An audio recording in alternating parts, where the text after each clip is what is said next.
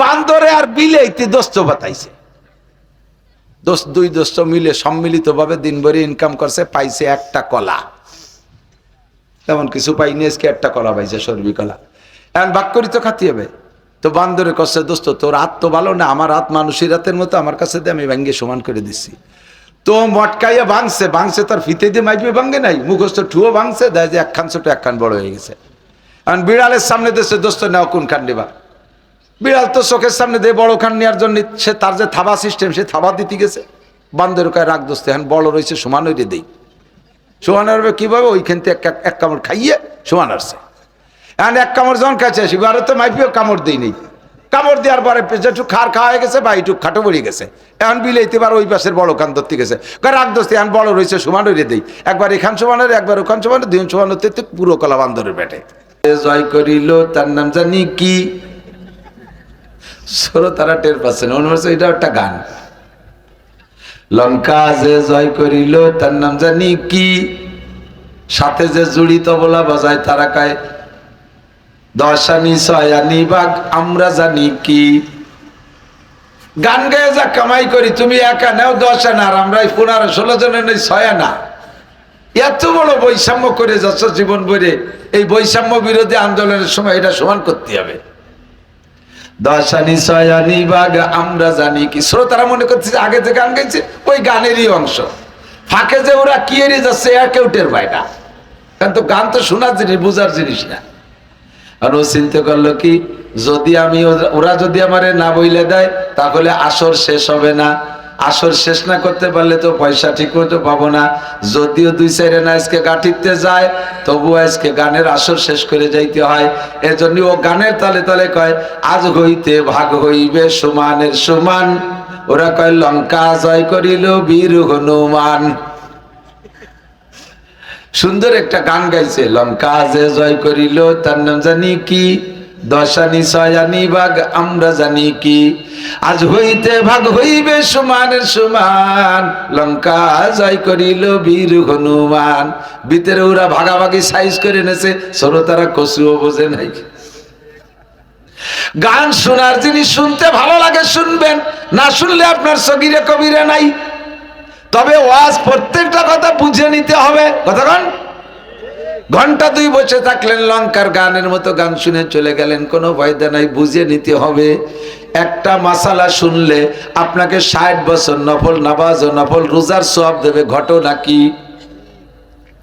শরিয়াতে এমন এমন মাসালা আছে, যেই মাসালা, একটা মাসালা আপনার না জানা থাকার কারণে, একটা মাসালা না জানা থাকার কারণে সারা জীবনের আপনার ফরজ নামাজ নষ্ট হয়ে যাচ্ছে, ওয়াজিব নামাজ নষ্ট হয়ে যাচ্ছে, সুন্নাত নামাজ নষ্ট হয়ে যাচ্ছে।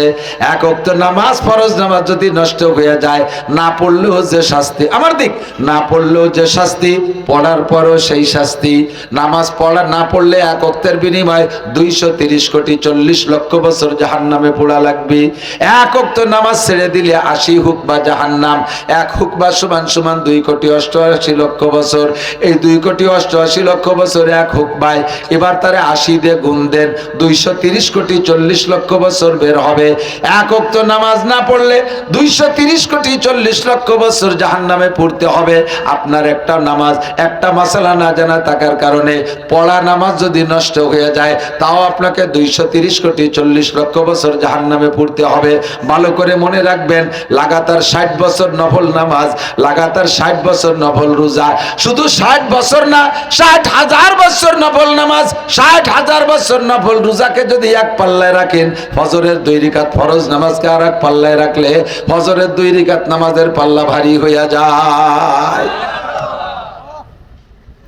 কিয়ামতের ময়দানে আল্লাহ পাক আপনাকে নফল নামাজের জিজ্ঞাসা করবে না, নফল রোজার জিজ্ঞাসা করবে না, শবে বরাতের নফল নামাজ, শবে কদরের নফল নামাজ, আরে শবে মিরাজের নফল নামাজ, কোন নফল নামাজ আর রোজা জিজ্ঞেস করবেন না। আউয়ালু মা ইউহাসাবু বিহিল আবদু ইয়াউমাল কিয়ামাতিস সালাহ, কিয়ামতে সর্বপ্রথম জিজ্ঞাসা করা হবে নামাজ সম্পর্কে। তা হলো 1 নম্বরে ফরজ নামাজ। ফামান সালুহাত সালুয়া সাইরু আমালিহি, যে ব্যক্তি নামাজের প্রশ্নে সুন্দর করে জবাব দিয়ে এড়ায় যেতে পারবে, আল্লাহর রাসূল রসুল বলেন সব আমলের জবাব সে আসান হয়ে যাবে তার জন্য। ও কোনো জায়গায় আল্লাহ পাক তাকে আটকাইবেন না। একটু বলেন না সুবহানাল্লাহ। কাজে নামাজটাকে সুন্দর করার জন্য এমন এমন মাসআলা আছে যে মাসআলাগুলো আপনার না জানা থাকার কারণে আপনি জানেন না, মনের অজান্তে নামাজ ছুটে যাচ্ছে। এইরকম একটা মাসআলার দাম 60 বছর নয়, 60 লক্ষ বছরে যদি কেউ হায়াত পায় নফল নামাজ ও রোজা রাখে, তার চাইতে এই মাসআলাটার দাম বেশি। যেমন ছোট্ট একটা মাসআলা কয়ে নেই বলবো, আমি জানি এই মাসআলাটায় অনেকের ভিতরে এই মাসআলাটার কমতি আছে। এমন একটা মাসআলা আপনাদের অনেকেরই ভিতরে সমস্যা আছে, বলবো? আল্লাহু আকবার। ফরজ 4 রাকাত বা 3 রাকাত ওয়ালা নামাজে কয়টা বৈঠক?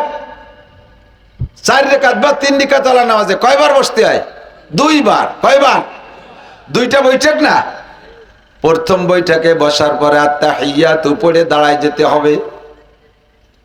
আত্তাহিয়াতু পড়তে পড়তে এমন মুখস্থ হয়েছে এখন আর আত্তাহিয়াতুর দিক খেয়াল করা লাগে না। মোটরসাইকেলের মতো প্রথম যখন মোটরসাইকেল চালানো শিখছিলাম তখন গিয়ার দিতে হয় মনে কইরা, পিক আপ দিতে হয় মনে কইরা, ব্রেক করতে হয় মনে কইরা, ক্লাচ চাপতে হয় মনে করে, হরেন বাজাতে হয় মনে করে, সিগন্যাল লাইট জ্বালাইতে মনে করে। একটা বাদ পড়ে গেলে দুর্ঘটনা ঘটে যাওয়ার সম্ভাবনা থাকে, খুব মনে করে করে করা লাগে। কিন্তু যখন চালাইতে চালাইতে অভ্যাস হয়ে যায় আর কিছু মনে আর লাগে না। কানের সাথে মোবাইল দিয়ে কাইট করে মোবাইলে গল্প করে, সময় মতো ক্লাচ হয়ে যায়, সময় মতো ব্রেক হয়ে যায়, সময় মতো হরেন দেওয়া হয়ে যায়, সিগন্যাল লাইট জ্বালানো হয়ে যায়, কিছুর জন্য মনে করা লাগে না। কতক্ষণ ঠিক কি ঠিক না? আপনার আত্তাহিয়াতু পড়তে পড়তে এমন মুখস্থ হয়ে গেছে এখন আর আত্তাহিয়াতু শব্দের দিকে খেয়াল করা লাগে না। আত্তাহিয়াতুতে বসে আপনি আবদুহু ওয়া রাসূলুহু পর্যন্ত পড়ে দাঁড়ায় যাবেন, কিন্তু আত্তাহিয়াতু শুরু করে দিয়ে আপনি ব্যবসা বাণিজ্যের মধ্যে ঢুকে গেছেন, ব্যারাক অফিসের মধ্যে চলে গেছেন, সুদে টাকা লেনদেনের ভিতরে ঢুকে পড়ছেন, ইরির খাতের মধ্যে চলে গেছেন, রাজনীতির মধ্যে ঢুকে গেছেন, ইত্যাদির মধ্যে চলে গেছেন। মুখে আত্তাহিয়াতু পড়তে তালেই আছে। এবার আবদু ওয়া রাসূলুহু পর্যন্ত পড়ার পরে আবার আপনার মুখ দিয়ে দুরূদ শরীফ পড়া শুরু হয়ে গেছে, আপনার উঠতে হবে তা মনে নাই। দুরূদ শরীফ পড়িয়ে এরপরে দোয়া মাসুরা পড়ে ফেলাইছেন, ইন্নাকা আনতাল গফুরুর রহিম চলে গেছেন। এর মধ্যে মনে হচ্ছে আরে কপাল হাত দিয়ে 1 রাকাত 2 রাকাত বাকি রয়েছে, ঝাঁকি বেরিয়ে উঠছে গার মধ্যে। আপনার মাসালা না জানা থাকার কারণে আপনি কি সিদ্ধান্ত নেবেন? নিজে নিজে ওই সময় মুফতি হয়ে গেছেন। বেশি পড়ছি, কম তো আর পড়ি নেই, লস হলে আমার হয়েছে, আল্লাহর তো আরই নেই। কম তো আর পড়ি নেই, স্বাভাবিকভাবে উঠে যে আর 2 রাকাত 1 রাকাত যা বাকি আছে পড়ে আপনি নিয়মতান্ত্রিকভাবে সালাম ফিরিয়ে দিয়েছেন। আপনার নামাজ ওয়াজিব তরক হইছে, এই নামাজকে আরেকবার পড়তে হবে, নামাজ হয় নাই। ওয়াজিব তরক হইলে নামাজকে দোহরায় পড়া ওয়াজিব। আপনার ওয়াজিব তরক হইছে, আপনার দায়িত্ব ছিল আবদু ওয়া রাসূলুহু পর্যন্ত পড়ে উঠে যাবেন। হাজারো মানুষ আছে বেশি পড়ার কারণে সমাধান কি দিয়ে করতে হবে এটা জানা নাই। যদি আপনার দুরূদ শরীফের অংশ কিছু পড়া হয়ে যায়, অত বেশি হোক আর বেশি হোক কম হোক, আবদু ওয়া রাসূলুর পরে যদি আপনি একটু বেশি পড়ে ফেলেন তাহলে আপনার ওয়াজিব তরক হইছে। আর নামাজের মধ্যে ওয়াজিব তরক হয়ে গেলে তার সমাধান হলো শেষ বইটাকে আবদু ওয়া রাসূলু পর্যন্ত আত্তাহিয়াতু পইরা ডান দিকে একটা সালাম ফিরাইয়া আবার 2টা সিজদা দিয়ে উঠে বসে আবার আত্তাহিয়াতু শুরু থেকে পইরা শেষ পর্যন্ত পড়ে সালাম ফিরাবেন। তাহলে যে ভুলটা হয়েছে এই ভুলটার সমাধান আপনার হয়ে যাবে, ওই ভুলের সমাধান হবে। যদি আপনি সিজদা না দেন তাহলে নামাজ আবার দোহরায় পড়তে হবে।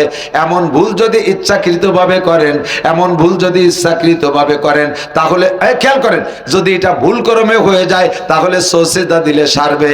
আর যদি ইচ্ছাকৃতভাবে আপনি বাড়াইয়া পড়েন তাহলে সিজদা দিলেও সারবে না, সিজদা দিলেও সারবে না। এর একটা মাসালার দাম আপনার জিন্দেগিতে 60,000 বছর নফল নামাজ ও রোজার চাইতে দামি। নামাজ শুরু করবেন আমার দিক, নামাজ শুরু করবেন ইমামের পিছনে জামাতে নামাজ পড়বেন। ইমাম সাহেব তাকবীরে তাহরিমা বলবে আল্লাহু আকবার, তাই না? প্রথম তাকবীরের নাম কি? প্রথম তাকবীরের নাম তাকবীরে তাহরিমা, এইটা বলা ফরজ। এরপরে উঠতে বসতে যে তকবীরগুলো, এই তকবীরগুলো বলা সুন্নাত। ওই তকবীরগুলো না বললে সেজদা দেয়া লাগবে না, ওই তকবীরগুলো না বললে নামাজ বাতিল হবে না, সুন্নতের খিলাফ হবে, নামাজের নেকি কম হবে, তবে নামাজ হইয়া যাইবে। কিন্তু প্রথম তকবীর যদি আল্লাহু আকবার ইমাম সাহেবও বলবে, মুসল্লিরাও বলবে, শুধু ইমাম সাহেব বলছে মুসল্লিরা বলে নাই, তাহলে যেই মুসল্লি না বলবে ওই মুসল্লির নামাজ হয় নাই। নামাজের ফরজ 13টি, এর ভিতরে একটা হলো তকবীরে তাহরিমা বলা, তকবীরে তাহরিমা বলা। কিন্তু ইমাম সাহেব আল্লাহু আকবার বলে, হাজারো মুসল্লিদের খবর জানি, ওনরা মুখ বন্ধ করে খালি কানে হাত দিয়ে ছানা বাঁধে। যারা মুখ বন্ধ করে আল্লাহু আকবার না বলে কানে হাত দিয়ে ছানা বাঁধছে, তাদের নামাজ বাতিল হয়ে গেছে। উনি নামাজে জয়েন্টই করে নাই, নামাজ শুরুই করে নাই। এর একটা মাসার কাজেই সকলের জানা থাকতে হবে, ইমাম সাহেব আল্লাহু আকবার বলবে, সাথে সাথে আপনিও আল্লাহু আকবার বলেন। শোনা যায়, বোঝা যায়? দিক টাকা এদিকে এদিক খেয়াল।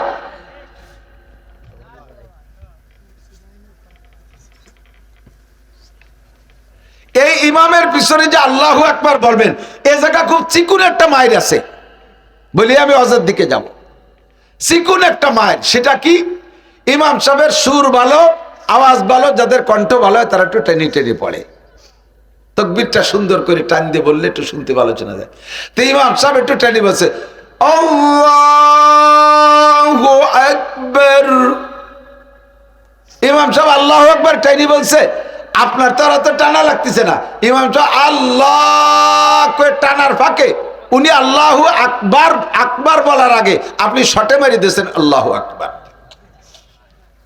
ইমাম সাহেবের আল্লাহু আকবারের র শেষ হওয়ার আগে যদি আপনার আল্লাহু আকবারের র শেষ হয়ে যায়, তাহলে আপনার ওই নামাজে জয়েন্ট করা হয়নি।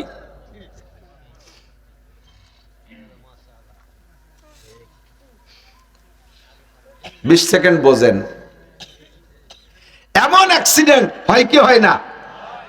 এর একটা মাসালার দাম 1 কোটি বছর নফল নামাজ আর রোজার চাইতে দামি। মাজলিসু ফিকিন খায়রুম মিন ইবাদাতি 60 সানা। কাজেই আপনার তাকবীর হতে হবে ইমাম সাহেবের তাকবীর শেষ হওয়ার পরে। ইমাম সাহেব টেনে বলুক, বলা হয়ে যাক আল্লাহু আকবার, বলার পরে তারপরে আপনি আল্লাহু আকবার বলবেন, তাহলে আপনার নামাজে জয়েন্ট হবে। আর একটা মাসালা না বলে পারতেছি না, বলবো? ইমাম সাহেব যে রুকুতি পাইছেন, কোন জায়গা? রুকুতি পাইছেন। এখন আপনি যদি ইমাম সাহেবের সাথে রুকুতি আপনি ইমামরে পেয়ে যান, তাহলে এদিকে দিকে দিক ইম্পর্টেন্ট, ভেরি ভেরি ইম্পর্টেন্ট। আমি ওয়াজের দিকে যাব, মশালা এসে গেছে, 2-4টে না করলে আমার খারাপ লাগতেছে। সারা রাত মাসআলার ওয়াজ হইলে মাহফিলটা যত দামি হবে, কিসসা কাহিনী ইত্যাদি ওয়াজে তার 1000 ভাগের 1 ভাগও দামি হবে না। আর এমন সমস্যা বহুত যুবকের আছে, অনেক বুড়োরও আছে, কারণ সময় মতো নামাজ শেখে নাই। বুড়ো কালে যে মসজিদে যে এরার নামাজ দেখে একটু নকল করে করে নামাজ শিখছে, তা ভালো করে বুঝে উঠতে পারে নাই। নামাজের মধ্যে পাশের জনের দেয় যে মাশহাদু আল্লাহ ইলাহা করে আঙ্গুল উঁচু আছে, উনি তো জানে না যে কি জন্য আঙ্গুল উঠেছে, চোখ কাজ করে দেখতেছিল, বুঝতে পারে নাই আঙ্গুল কোনটা, সব কয়টারে এক গুল্লি দিয়েছে, যেটা ওকে টবে। তো এটা আপনার মুস্তাহাবের খেলাফ হয়েছে, ওয়াজিব তরক হয়ে যেতে পারে। খেয়াল, ইমাম সাহেবের রুকুতি পাইছেন, ইমাম সাহেব রুকুতি থাকা অবস্থায় সামি আল্লাহর সা, সামি আল্লাহর কতি সা লাগে না, সামি আল্লাহর সা কয়ে সেট করার আগে যদি আপনি রুকুতে যাইয়া একবার সুবহান রাব্বিল আজিম পড়ে সারতে পারেন, তাহলে রুকুটা পাইছেন। রুকু পাইছেন তো পুরো রিকাত পেয়ে গেছেন। যদি রুকু না পান, ইমাম সামি আল্লাহ কয়ে দাঁড়াই গেছে, এবার আপনি যে ইমামের সাথে সিজদা দিয়েছেন ওই রিকাতটা কিন্তু আপনি পান নাই। সালাম ফিরানোর পরে ওই রিকাতটা আবার পড়তে হবে। বহুত জনকে আমার পাশে দাঁড়ায় এরকম দেখছি, উনি সিজদা পাইছে, রুকু পাই নাই, অথচ ওই রিকাতটারে উনি পা মনে করে নামাজ শেষ করে দিয়েছে। ভালো করে মনে রাখবেন, আপনি রুকু না পাইলে সিজদা না, রিকাত পান নাই। এবার রুকু পাওয়ার জন্য টাইম কতটুকু পাইতে হবে? ইমাম সাহেব সামি আল্লাহর সা করার আগে আপনার কমপক্ষে একবার সুবহান রাব্বিল আজিম বলে সাপরে যে দেখছেন মসজিদের রুকু দিয়া, আপনি তাড়াহুড়া করে গেছেন, ইমাম সাহেবরে পাইছেন রুকু দিয়া, আপনার কাজ কতগুলো বাকি রয়েছে? 1 নম্বরে ইন্নী ওয়াজ্জাতু, 2 নম্বরে নাওয়াইতুয়ান, নিয়ত বাকি রয়েছে না? নিয়ত করা ফরজ। নিয়ত করা কি? নামাজে নিয়ত করা ফরজ। আর নিয়ত বলতে আপনারা জানেন, নাইতু আনুসাল্লি লিল্লাহি তাআলা সালাসা আরবা খামসাতা সিত্তাতা সাবাতা সামানিয়াতা তিসাতা আশারা রাকাতাল মুতাওয়াজ্জিহান ইলা জাদিল কাবাতি শারিফাতি ইক্তাদাইতু বিজাইলি ইমাম আল্লাহু আকবার। এই এত খানিক কইতে কইতে ইমাম সাহেবকে আপনার জন্য হয়েছে তো কই জায়গা মিয়া আসো, আমি আসছি এই জায়গা, তুমি ঘড়ি টুলি আসো, থাকবে ওই সেই জায়গা। ইমাম সাহেব 3 বার হইলে দাঁড়াই যাবে। আপনার এখন নাওয়াইতুন রয়েছে, নিয়াজাতু রয়েছে, আল্লাহু আকবার কেবার সানা সুবহানাকা এতটা ভর্তি ভর্তি ইমাম সাহেব দাঁড়াই যাবে। এই 3টে কাজই নরমাল সুন্নাত। নাওয়াইতুন নিয়াজাতু পড়া সুন্নাত, যদি সময় পান।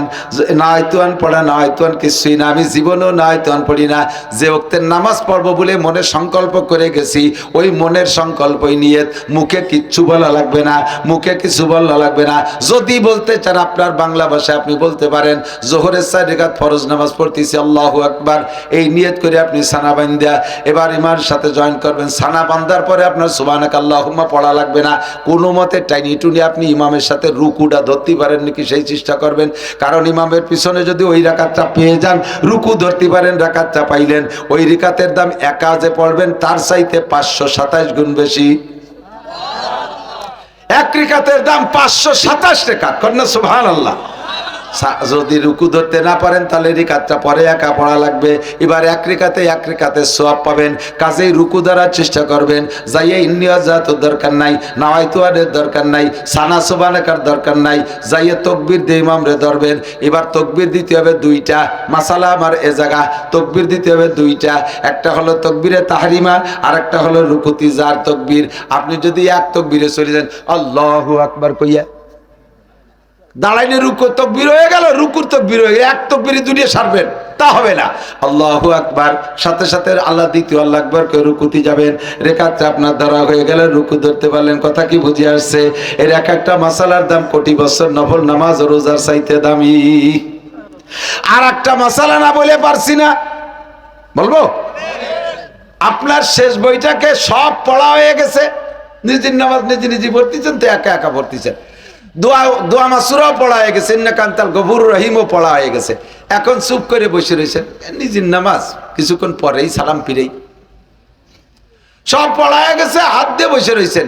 বেশ খানিক পরে আসসালামু আলাইকুম রহমতুল্লাহ, আসসালামু আলাইকুম রহমতুল্লাহ, এই দোয়া দুরুদ সব পড়ার পরে যদি সালাম ফিরানোর মাঝখানে এতটুক টাইম নষ্ট করেন, চুপ করে বসে থাকেন কিছু না পড়া, এতটুক টাইম, কতটুক টাইম?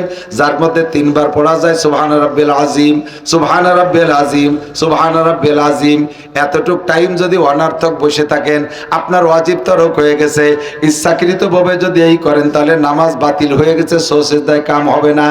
আর যদি ভুল করমে বসেন কিভাবে, আরে কি কিছু বাকি থাকলো নাকি, কিছু বাকি থাকলো না, এই পরিকল্পনা ভাবতে ভাবতে যদি আপনার এতটুক টাইম চলে যায়, তাহলে আপনার ডাইন পাশে সালাম ফিরাইয়া আবার 2টা সিজদা দিয়া আবার কুড়াইতে পড়িয়া তারপরে সালাম ফিরাইতে হবে। ওয়াজিব তরক করেছেন। প্রত্যেক 2টা আমলের মাঝখানে যদি এতটুক টাইম দেরি হয়ে যায়, আলহামদুলিল্লাহ সুরো পড়ি, এখন তালা সুরো তালাশ করে পাচ্ছেন না, কোনটা পড়বেন?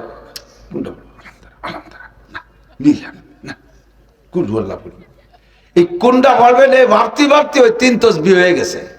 পরে কিরাতেরটা পড়ছেন, ওয়াজিব তরক হয়েছে, শেষ বইটাকে সুজদা দিতে হবে। এর একটা মাসালার দাম, সুজদা না দিলে আপনার নামাজকে আবার দৌড়ায় পড়তে হবে। এর একটা মাসালার দাম কোটি বছর নফল ইবাদতের চাইতে বেশি। কথা কন আল্লাহু আকবার। আর একটা মাসালা না বলে পারতেছি না, এইসব মাসালা দরকার আছে না নাই? আছে না?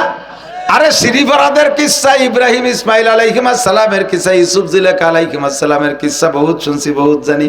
এইরকম মাসালা না জানা থাকার কারণে নামাজ নষ্ট হয়ে যাচ্ছে। আপনার নামাজের মধ্যে দাঁড়ান, এদিক তাকান, নামাজের মধ্যে দাঁড়াইয়া চুলকনি শুরু হয়েছে। এমনি সময় চুলকই না, যত খাইজুনি মেজুনি সব নামাজের মধ্যে চলে আসে। এখন সবাই বসে রয়েছেন, কেউ হাম ছাড়তেছেন না। হাম ছাড়া কেন আমাকে দিক হা করিয়া হাই তুলে হাম ছাড়া সবাই বসে রয়েছে। এখনই অজুবানায় নামাজে দাঁড়ান, দেখুন যে ওরে আমের ঠেলায় নামাজে কি রাতি বলা যায় না। আম ছাড়ানো, হাই তোলা, এটা ব্যাপারে শয়তানের সহযোগিতা করে। শয়তান মুখের মধ্যে যে মুখরে হা করে দেয় হাই তোলায়, হাম ছাড়া শয়তানের দুকা, আর হাসি দেওয়া আল্লাহর রহমত। একবার যদি হাসি দেয় তাহলে নাকের ভিতরে থেকে 80,000 রোগ জীবাণু বেরোইয়া যায়। যার কারণে হাই তুলে পড়তে হয় লা হাওলা ওয়ালা কুওয়াতা ইল্লা বিল্লাহ। এ কামটা করাইছে শয়তান, শয়তানরে তাড়াইয়া দিলাম। আর হাসি দিয়ে কি পড়তে হয়? আলহামদুলিল্লাহ পড়তে হয়, কারণ নাকের ভিতরের থেকে রোগ জীবাণু বেরোয় দিয়েছে আল্লাহ তাআলা, এটা আল্লাহর নিয়ামত, এই জন্য শুকর আদায় করি আলহামদুলিল্লাহ। এ জায়গায় আর একটা মাসালা কয়ে যাই, আপনি যদি আলহামদুলিল্লাহ জোরে বলেন তাহলে আলহামদুলিল্লাহ যারা শুনবে তাদের জন্য ওয়াজিব হয়ে যায় ইয়ারহামুকাল্লাহ বলা। আপনি হাসি দিয়ে আলহামদুলিল্লাহ বলছেন, আমি শুনে ফেলাইছি, আমার উপরে ওয়াজিব হয়ে গেছে ইয়ারহামুকাল্লাহ বলা।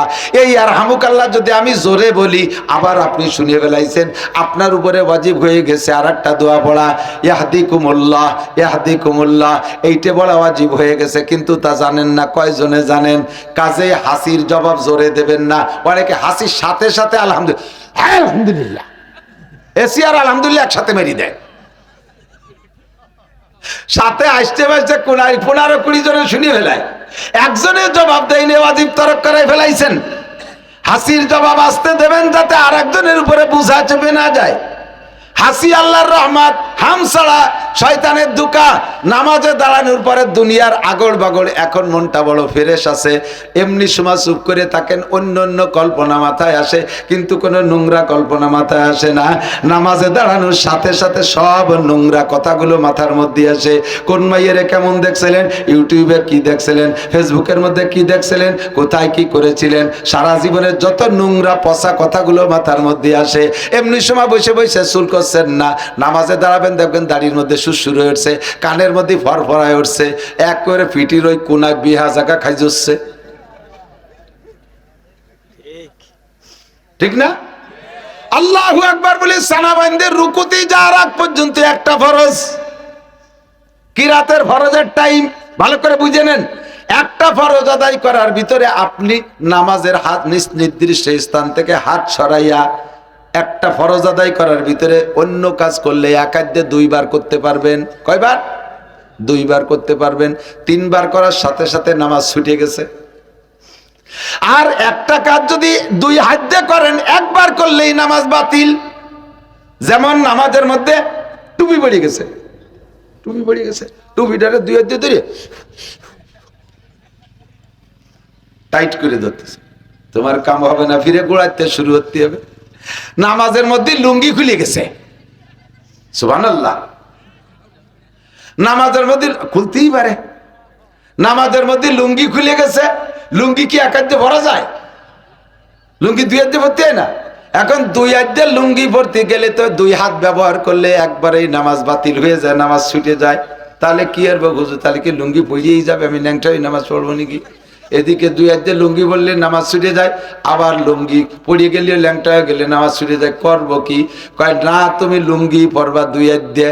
যবে 4 রিকাতওয়ালা নামাজ যদি হয়, 2 রিকাত পড়ার পরে যদি আপনার লুঙ্গি খুলে গেছে, 2 হাত দিয়ে সুন্দর করে লুঙ্গি পইরা আবার ওই জায়গায় ইমামের পিছনে শুরু করবেন আল্লাহু আকবার। আগের 2 রিকাত বাতিল হয়ে গেছে, আর পাইছেন ইমামের পিছনে 2 রিকাত, সালাম পিরানোর পরে উঠে দাঁড়াইয়া আর 2 রিকাত পড়ে নেবেন। কেমন যেন আপনি 2 রিকাতই পাইছেন ইমামের পিছনে। মাসালা বোঝা গেছে? কথা কম বোঝা গেছে? অনেকে নিজে নিজে ফতোয়া দেয়, আরে লুঙ্গি পরাও ফরজ, আবার সানাবান্ধাও, সবকিছু ঠিক রাখা ফরজ, কাজেই লুঙ্গি ভর্তি হবে, লুঙ্গি বললেই নামাজ ছুটবে না, নিজে নিজে ফতোয়া তৈরি করে। এই ফতোয়ার দ্বারা জিন্দেগিতে বহুত নামাজ ছুইটা গেছে।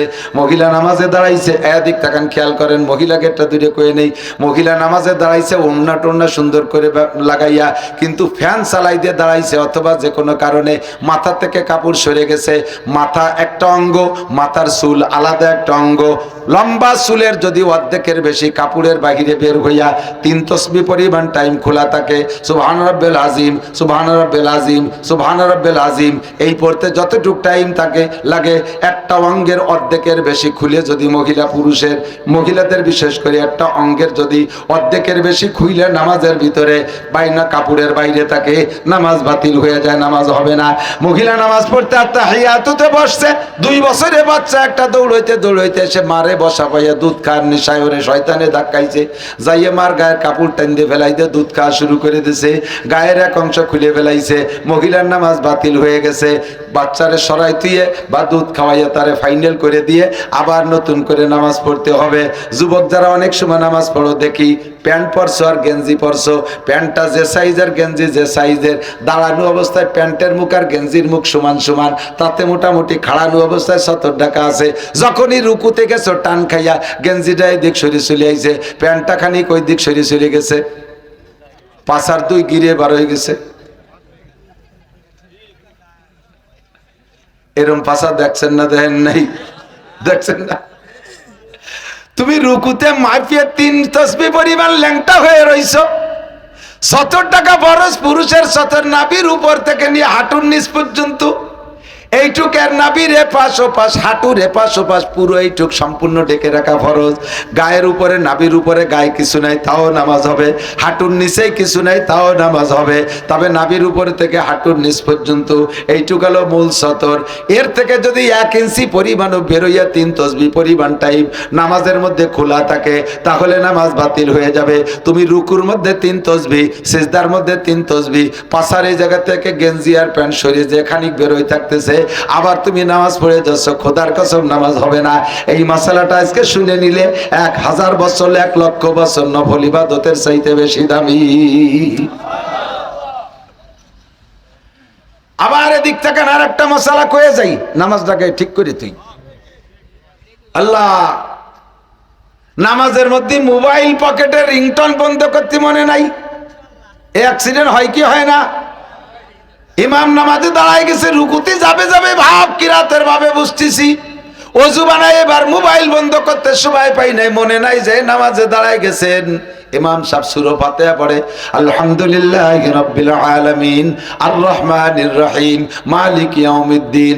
ইমাম সাহেব মুসলমানদের জাতীয় সঙ্গীত পড়ে, আর আপনার মোবাইলের ভিতরে বাংলাদেশের জাতীয় সঙ্গীত রিংটোন দেয়া, আমার সোনার বাংলা আমি তোমায় ভালোবাসি। মুসল্লি বুড়ো বুড়ো 3-4 জন, ওরা সানারে এরকম বান্দা তুই এবার বক্সিং তৈরি হয়ে ফেলাইছে। সালাম ফিরতি যে দেরি, ওর সোনার বাংলা যে হাইতে যায় সে হিন্দে দেব মনে মনে। ওদিকে যে রিং দিয়েছে সে তো জানেন না আপনি নামাজে একের পর এক রিং দিয়েই যাচ্ছে, একের পর এক রিং দিয়েই যাচ্ছে।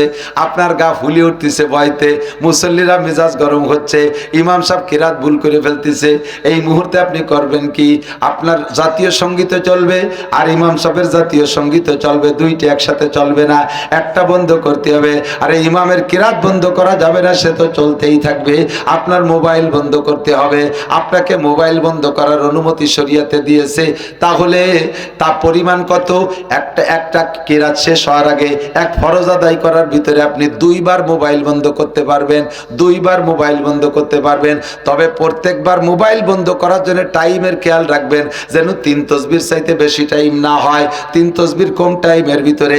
একবার বন্ধ করতে যে যদি এবার আপনার প্যান্টের ভাষার পিছনের প্যান্টে ওই জায়গা মোবাইলের তামটে টাইনি বাইরুতেই হতেছে না, টাইনিয়ে বেরোতে ইমাম সাহেব কিরাত শেষ করে রুকুতি চলে গেছে। এরপরে টাইনি টুনিয়ে টিভি হতে ইমাম সাহেব রুকুতি চলে। তোমার একবার বন্ধতেই নামাজ বাতিল হয়ে গেছে। যে কোনোভাবে শর্টে একটা সিপ মাইরে বন্ধ করার অনুমতি আছে, 2 বার বন্ধ করার অনুমতি আছে। যদি একবার বন্ধ করেন তাহলে নামাজ 3 বার যদি বন্ধ করেন তাহলে নামাজ বাতিল। আর একবার বন্ধ করতে যদি 3 তসবির চাইতে বেশি টাইম নষ্ট করেন তাও আপনার নামাজ বাতিল হয়ে যাইবে। এ কথা ভালো করে মনে রাখতে হবে। দোস্তরে মজলিসু ফিকিন খায়রুম মিন ইবাদাতি 60 সানা। মজলিসে ফিকিন মাসালা শোনার মজলিস 60 বছর নফল নামাজ ও রোজার চাইতে এই জন্য দামি। যে কয়টা মাসালা শুনছি এ কয়টা মাসালার অনেকেরই আমাদের জানা ছিল না, ঠিক না? যার কারণে আপনার নামাজ বহুত নষ্ট হয়ে গেছে। আল্লাহ তাআলা মাফ করে দিক। বলেন আস্তাগফিরুল্লাহ, বলেন আস্তাগফিরুল্লাহ। এই জন্য নামাজের শেষে আস্তাগফিরুল্লাহ পড়তে হয়। সালাম ফিরে কি কইতে হয়? আস্তাগফিরুল্লাহ। আস্তাগফিরুল্লাহ কি মানে? আল্লাহ, নামাজ পড়ছি, চরম অন্যায় করছি, এই নামাজ আর জীবনও পড়বো না, এই নাকি? যেরকম পড়ার দরকার ছিল সেইরকম পড়তে পারি নেই, সেই ভুলের থেকে আস্তাগফিরুল্লাহ। কথা কন ঠিক না? আল্লাহ পাক তৌফিক দান করে, বলেন আমিন। আয় মুসলমান আমার দিক তাকান। আল্লাহ পাক দুনিয়ায় কোটি কোটি সৃষ্টি করেছেন, অসংখ্য সৃষ্টি। আল্লাহ নিজেই বলেন ওয়া ইন তাউদ্দু নিমাতাল্লাহি লা তুহসুহা। আমি তোমাদের জন্য এত এত নিয়ামত সৃষ্টি করেছি, তোমরা সারা দুনিয়ার মানুষ সকলে যদি সম্মিলিতভাবে চেষ্টা করো আমার প্রদত্ত নিয়ামত রাজি গণনা করার জন্য, তোমাদের সবার হায়াত শেষ হয়ে যাবে, নিয়ামত গণনা করে শেষ করতে পারবে না। জিন আর ইনসান ছাড়া, জিন আর ইনসান, আমার দিক, জিন আর ইনসান ছাড়া, মানুষ আর জিন ছাড়া আল্লাহ যত সৃষ্টি করেছেন সব সৃষ্টি মানুষের খেদমতের জন্য। নবী পাক বলেন খুলিকালাকুম কুল্লু শাই, সবকিছু বানানো হয়েছে তোমাদের জন্য।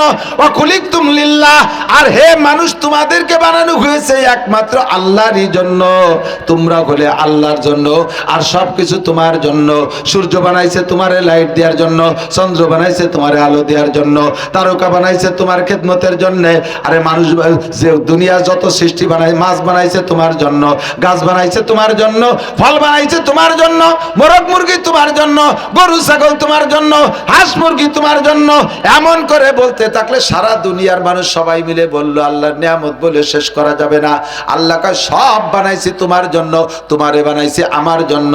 ও বান্দা, অন্য অন্য যত প্রাণী আছে তারা নিজেরা নিজেরা যত অন্যায় করুক না কেন, দুনিয়াও তাদের বিচার নাই, দুনিয়া তাদের বিচার নেই। আমার দিক দেখান, আরে কুত্তই কুত্ত মারে, মারে না? এর জন্য কি কোন কুত্তর নামে আমাকে গোপালগঞ্জ কোর্টে মামলা আছে? বৈতলির কুত্তরে সাতপাড়ের কুত্ত মারছে, জোড়া মার কেস হয়ে গেছে, সেই জায়গা এখন এই কুত্ত দাবড়ায় ধরতেছে পুলিশ। শুনছেন নি করে বাগে বাগে মারামারি করে, দুনিয়ায় তাদের বিচার নাই। গরুতে গরুতে মারামারি করে, দুনিয়ায় তাদের বিচার নাই। আখেরাতে তাদের বিচার আছে, আখেরাতে তাদের বিচার আছে। আখেরাতের বিচার কেন আছে বুঝে নেন, অবশ্যই আছে। কোরআনে বলে আল্লাহু আকবার, দুনিয়ায় দুইটা কুত্তায় মারামারি করছে, একটা কুত্তার গায়ে শক্তি বেশি, আর একটা কুত্তার গায়ে শক্তি কম। শক্তিশালী কুত্তাটার হাতে দুর্বল কুত্তাটায় মার খাইছে, ঠিক না? দুর্বল কুত্তাটায় মার খেলো কেন? তার শক্তি কম, তাই তারে শক্তি কম দিয়েছে কে? আল্লাহ। তারে শক্তি কম দিয়ে কেন শক্তিশালীদের কাছে মাইর খালো? এর একটা বিচার যদি আল্লাহ না দেয় তাহলে প্রাণী জগতের উপরে আল্লাহর ইনসাফ আর ন্যায় বিচার বাস্তবায়ন হয় না। দুনিয়ায় যেতে আর বিচার বিশ্লেষণের ব্যবস্থা আল্লাহ রাখে নাই, হাসরের মাঠে আল্লাহ বিচার করাবে। দুনিয়ায় যেই কুত্তাটা দুর্বল ছিল ওইটারে আখেরাতে শক্তিশালী বানায় দেবে, আর যেটা দুনিয়ায় শক্তিশালী ছিল ওইটারে দুর্বল বানাই দিয়া আল্লাহ বলবেন তোমার বিচার তুমি আদায় করে নাও। এবার দুইটারে মারামারিতে লাগাই দেবে, দুর্বলটা শক্তিশালী হইয়া শক্তিশালীটা দুর্বল হওয়ার কারণে ওই জায়গা তারে মারতে মারতে মারতে মারতে যখন দুইজনের মারামারি দুনিয়ার হিসাব অনুযায়ী সমান সমান হয়ে যাবে, খুদার কুদরতি কম্পিউটার এটা হিসাব করে দেবে, সঙ্গে সঙ্গে এই কুত্তা দুইটা অনায়াসে মাটির সাথে মিশে যাবে। একটা দোজকে যাবে, একটা ভেস্তে যাবে এমন না, ওই জান্নাতের হাসরের মাঠের মাটির সাথে তারা মিশে যাবে। আল্লাহু আকবার। জান্নাতীদেরকে দুনিয়ার এই দুনিয়া যত মানুষ হাসরের মাঠে যাবে, একদলকে আল্লাহ জান্নাতে দিয়ে দেবে, আর একদলকে জাহান্নামে দিয়ে দেবে। ফারিকুন ফিল জান্নাতে ওয়া ফারিকুন ফিস সাইর। জান্নাতীদেরকে জান্নাতে দেওয়ার পরে জাহান্নামীদেরকে জাহান্নামে দেওয়ার পরে মাঝখানে ফাঁকা জায়গায় আল্লাহ পাক একটা প্রাণী, দুম্বা সাইজের একটা প্রাণী ফেরেশতাদের মাধ্যমে জবাই করবে। জান্নাতীরা বলবে রব্বানা মা যাবাহতা বাইনা আইদিনা, আল্লাহ তুমি এটা কি জবাই করলে? আল্লাহ পাক বলবেন যাবাহতু মাউতাকুম, হে জান্নাতীরা তোমাদের মরণকে জবাই করে দিছি। আল্লাহ বুঝলাম না তরজমা কি, মরণ রে আবার জবাই করে কিভাবে? আল্লাহ কয় মরণ রে জবাই করছি মানে মরণ রে জবাই করে মেরে দিছি। লা তামুতুনা ফিহা ওয়া লা তাহয়াউন, এই জান্নাতের মধ্যে তোমাদের আর মউত নাই, তোমরা আর কোনোদিন মরবা না, তোমাদের মরণও নাই, তোমাদের হায়াতও নাই, তার মানে তোমরা কোনোদিন মরবা না। খালিদিনা ফিহা আবাদা, চিরকাল জান্নাতে থাকবা। এই বিশাল বিল্ডিং অনাদি অনন্তকাল ব্যবহার করবা। ৮০,০০০ খাদেম চিরকাল তোমার খেদমত করবে। এই ৭২ জন স্ত্রীর জীবন ভরে তুমি ব্যবহার করবা। জান্নাতের দুধ মধু আর সর্বতার পানির নাহার তুমি অবিরাম ব্যবহার করবা। ওয়ালাকুম ফিহা মা তাশতাহি আনফুসুকুম ওয়ালাকুম ফিহা মা তাদউন, মুখে যা বলবা তাও পাবা, মনে যা ভাববা তাও পাবা। এইটা ৫০-৬০,০০০ কোটি বছর না, অসংখ্য বছর। যখন আপনার সামনে মরণকে জবাই করে দেবে আর বিশাল নিয়ামত ভান্ডার আপনার জন্য স্থায়ী বলে দলিল করে দেবে, খুশিতে সব জান্নাতীরা বলবে আলহামদুলিল্লাহি কদ ওয়াজাদনা মা ওয়াদানা রাব্বুনা হাক্কা। সমস্ত প্রশংসা ওই আল্লাহর, যে আল্লাহ যা ওয়াদা করেছে সম্পূর্ণ আমাদেরকে পুঙ্খানুপুঙ্খ দিয়েছে। জোরে বলেন না আলহামদুলিল্লাহ। হায়াতটা আমাদের স্থায়ী মরণকে মাইরা দিছে। ভালো করে মনে রাখবেন, এবার কাফের জাহান্নামী যারা, কাফের মুশরিক যারা, মুসলমান ছাড়া আর যত জাতি আছে সব জাতি জাহান্নামী। খোদার কসম সব জাতি জাহান্নামী। ওরাও দেখবে ওদের সামনেই প্রাণীটাকে জবাই করা হয়েছে। ওরা বলবে রব্বানা মা যাবাহতা বাইনা আইদিনা, আল্লাহ এটা কি জবাই করলে? আল্লাহ পাক বলবেন যাবাতু মাউতাকুম, তোমাদের মরণকে জবাই করে দিছি, তোমাদের কোনোদিন আর মরণ হবে না। এই জাহান্নামের ভিতরে ফি নারি জাহান্নামা খালিদিনা ফিহা আবাদা, অনাদি অনন্তকাল থাকবা। তখন জাহান্নামীরা চিল্লাইতে থাকবে, চিৎকার মারতে থাকবে। ইতিমধ্যে জান্নাত আর জাহান্নামের মাঝখানে ওই কুত্তা দুডেরে মারামারিতে লাগাই দেবে। মনে আছে? ওই কুত্তা দুডেরে মারামারিতে লাগাই দেবে। ষাঁড় যে দুটে মারামারি করে দুনিয়া হার জিত হয়েছিল, উল্টো করে ওখানে লাগাই দেবে। দুইটা বাঘে মারামারি করে একটা ঠকছিল, দুনিয়া একটা জিতছিল, ওই দুডেরে উল্টো করে আবার ওখানে লাগাই দেবে। এমন করে দুনিয়ায় যত প্রাণী মারামারি কইরা একে অপরকে দুনিয়ায় মারছে, আখেরাতে যে তাদেরকে ওখানে মারামারি লাগাই দেবে। সব প্রাণীগুলো মারামারি করতে করতে করতে করতে যখন বিচার সমান সমান হয়ে যাবে, তখন তারা মাটির সাথে মিশে যাবে। মাটির সাথে মিশে যাবে, জাহান্নামীরা দেখে তখন চিৎকার মেরে বলবে। সূরা নাবার শেষ আয়াত আল্লাহ পাক বলেন ওয়া ইয়াকুলুল কাফিরু ইয়া লাইতানি কুনতু তুরাবা, ওয়াকুলুল কাফিরু ইয়া লাইতানি কুনতু তুরাবা। জাহান্নামীরা, কাফেররা জাহান্নামের মধ্যে থেকে ওইটা দেখে বলবে, আয় আমাদের কপাল পোড়া, আয় আমাদের বদনসিব। দুনিয়ায় যদি মানুষ হিসেবে না যে যদি এই শিয়াল কুত্ত হয়েও যাইতাম, মারামারি যা কিছু দুনিয়ায় করতাম, এই জায়গায় এখন মারামারি করতে করতে মাটি হয়ে যেতাম, আমাদের আর জাহান্নামের সাজা শাস্তি ভোগ করা লাগতো না।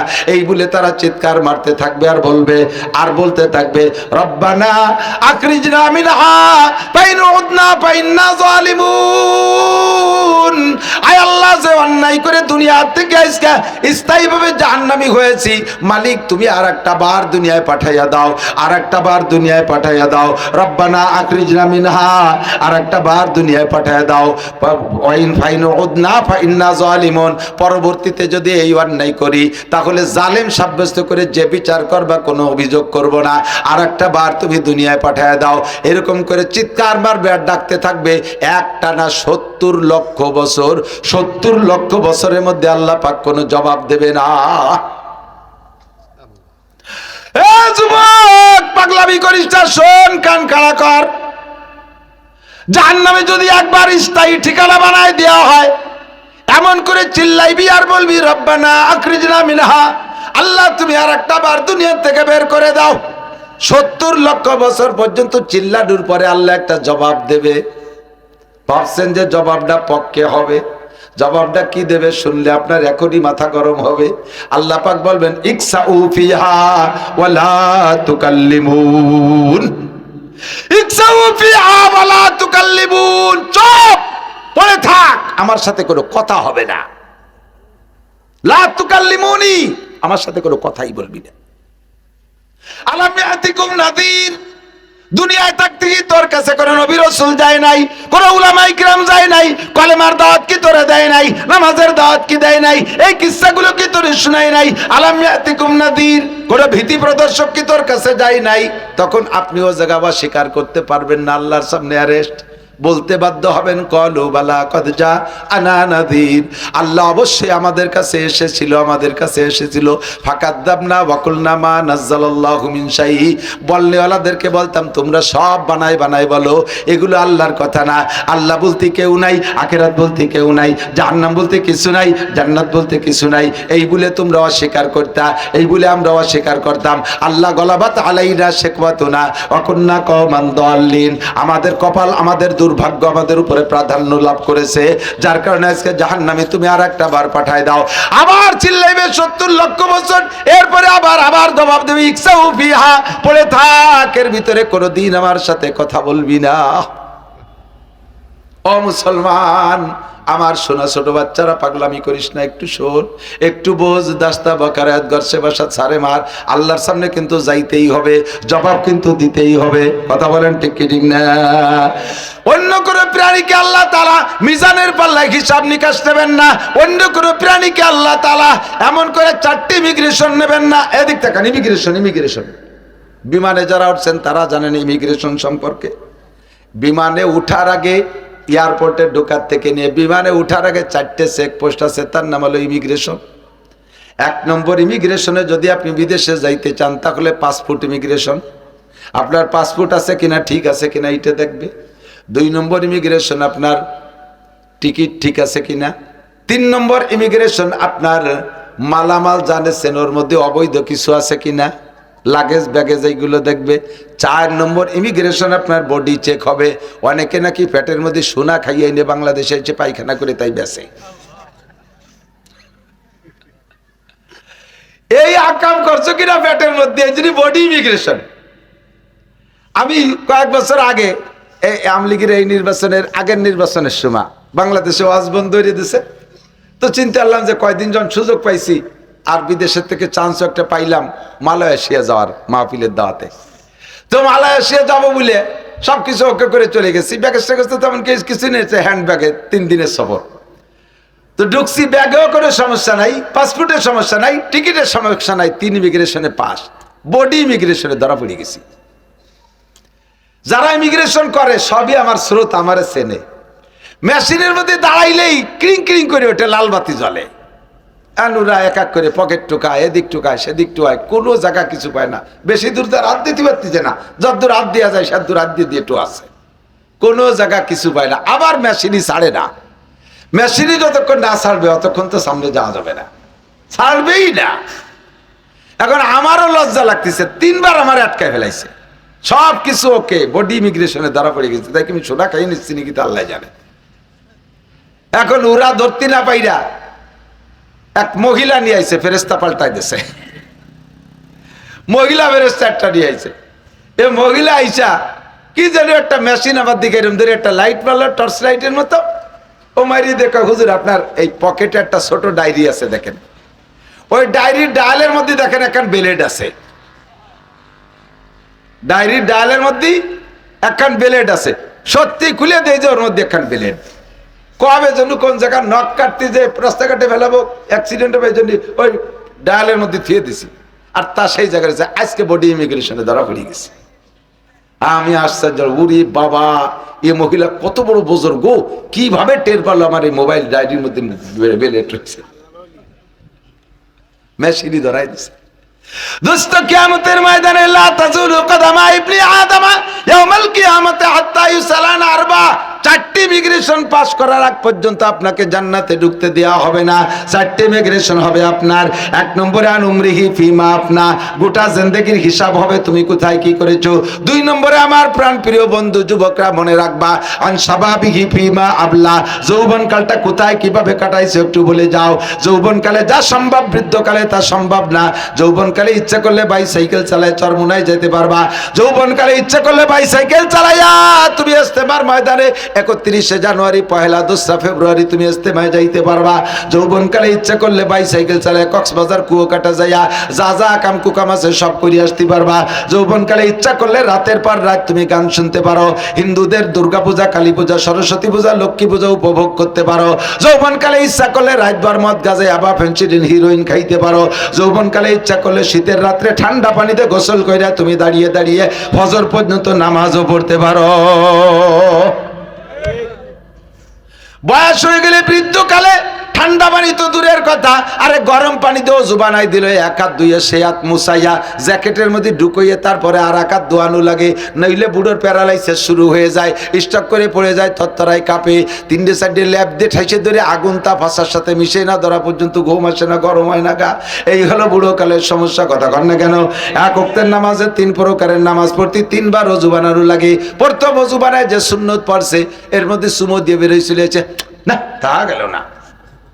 কি হয়েছে? কাকা পেশাব আইছে, বাইরে যে পেশাব করে যে অজু বানায় আবার ফরজ নামাজ পড়ছে, আবার পট করে বেরোইছে। কি হয়েছে? কয় যে শেষ বইটাকে কি কিছু ছুটিয়ে গেল নাকি, টের পাচ্ছি না কিরম কিরম যেন ঠেকতেছে। বাইরে যে অজু বানাইছে আবার 2 রাকাত সুন্নত। বুড়োকালে 1 ওয়াক্তের 3 প্রকারের নামাজ পড়তে 3 বার অজু করা লাগে। আর যৌবনকালে সকাল 9টায় গোসল করবা, 9টার গোসলের অজু দিয়ে ইচ্ছা করলে ঈশার নামাজও পড়ে শুতে পারো। এমন সুস্থ বডির অধিকারী যুবক আছে না নাই?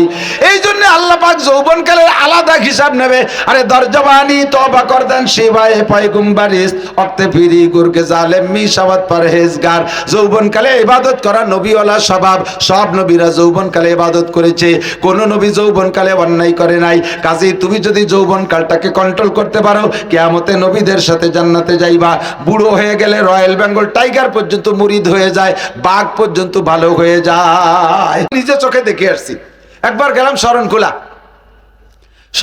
যাই 2 দিন মাহফিল রাত্রে মাহফিল করছি পরে রাত্রে মাহফিল একেবারে সুন্দরবনের গায়ে চিন্তা করলাম যে এত কাছে আইছি যখন ফাও এমনি তো মানুষ পয়সা খরচ করে সুন্দরবন শিক্ষা সফরে আসে আর আমার তার পয়সা লাগতেছে না একটু ভিতরে ঢুকবো তাগড়া 5-6 জনরে নিয়ে গেলাম যে চলের জঙ্গলের মধ্যেই যাব ওরে ঘন জঙ্গল সামনে 3 জন পিছনে 3 জন দিয়ে আমি মাঝে দাঁড়ালাম যে খাইলেও গেটটা খাইয়ে তারপরে আমাকে বেনে তারপরও আমি কদম বাড়াতে পারতেছি না জঙ্গলের ভিতরে গেলে এই জায়গায় বসে টের পাবেন না সুন্দরবনের ঘরেও জঙ্গল হেতালি বাগানের ভিতরে যখন ঢুকবেন মনে হয় যেন কোন ফাঁক দিয়ে এসে ধরে আর সে সময় হুশ থাকে না আমি কই আমারে মাঝে দে তোরা আগে পাশে থাক ওরা আবার ভয় দিয়ে দিল হুজুর বাগরে তো চেনেন না ও আগা ভাষা বোঝে না যেটারে টার্গেট করে মাঝের তো সেটারে নিতে পারে আমি কই তালি যাব না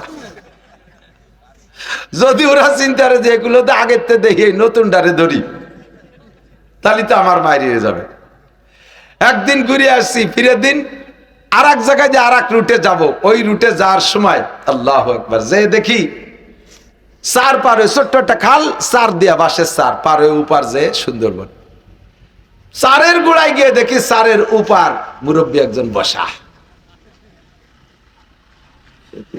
এই পর্যন্ত হবে তো বড় 7-8 হাত লম্বা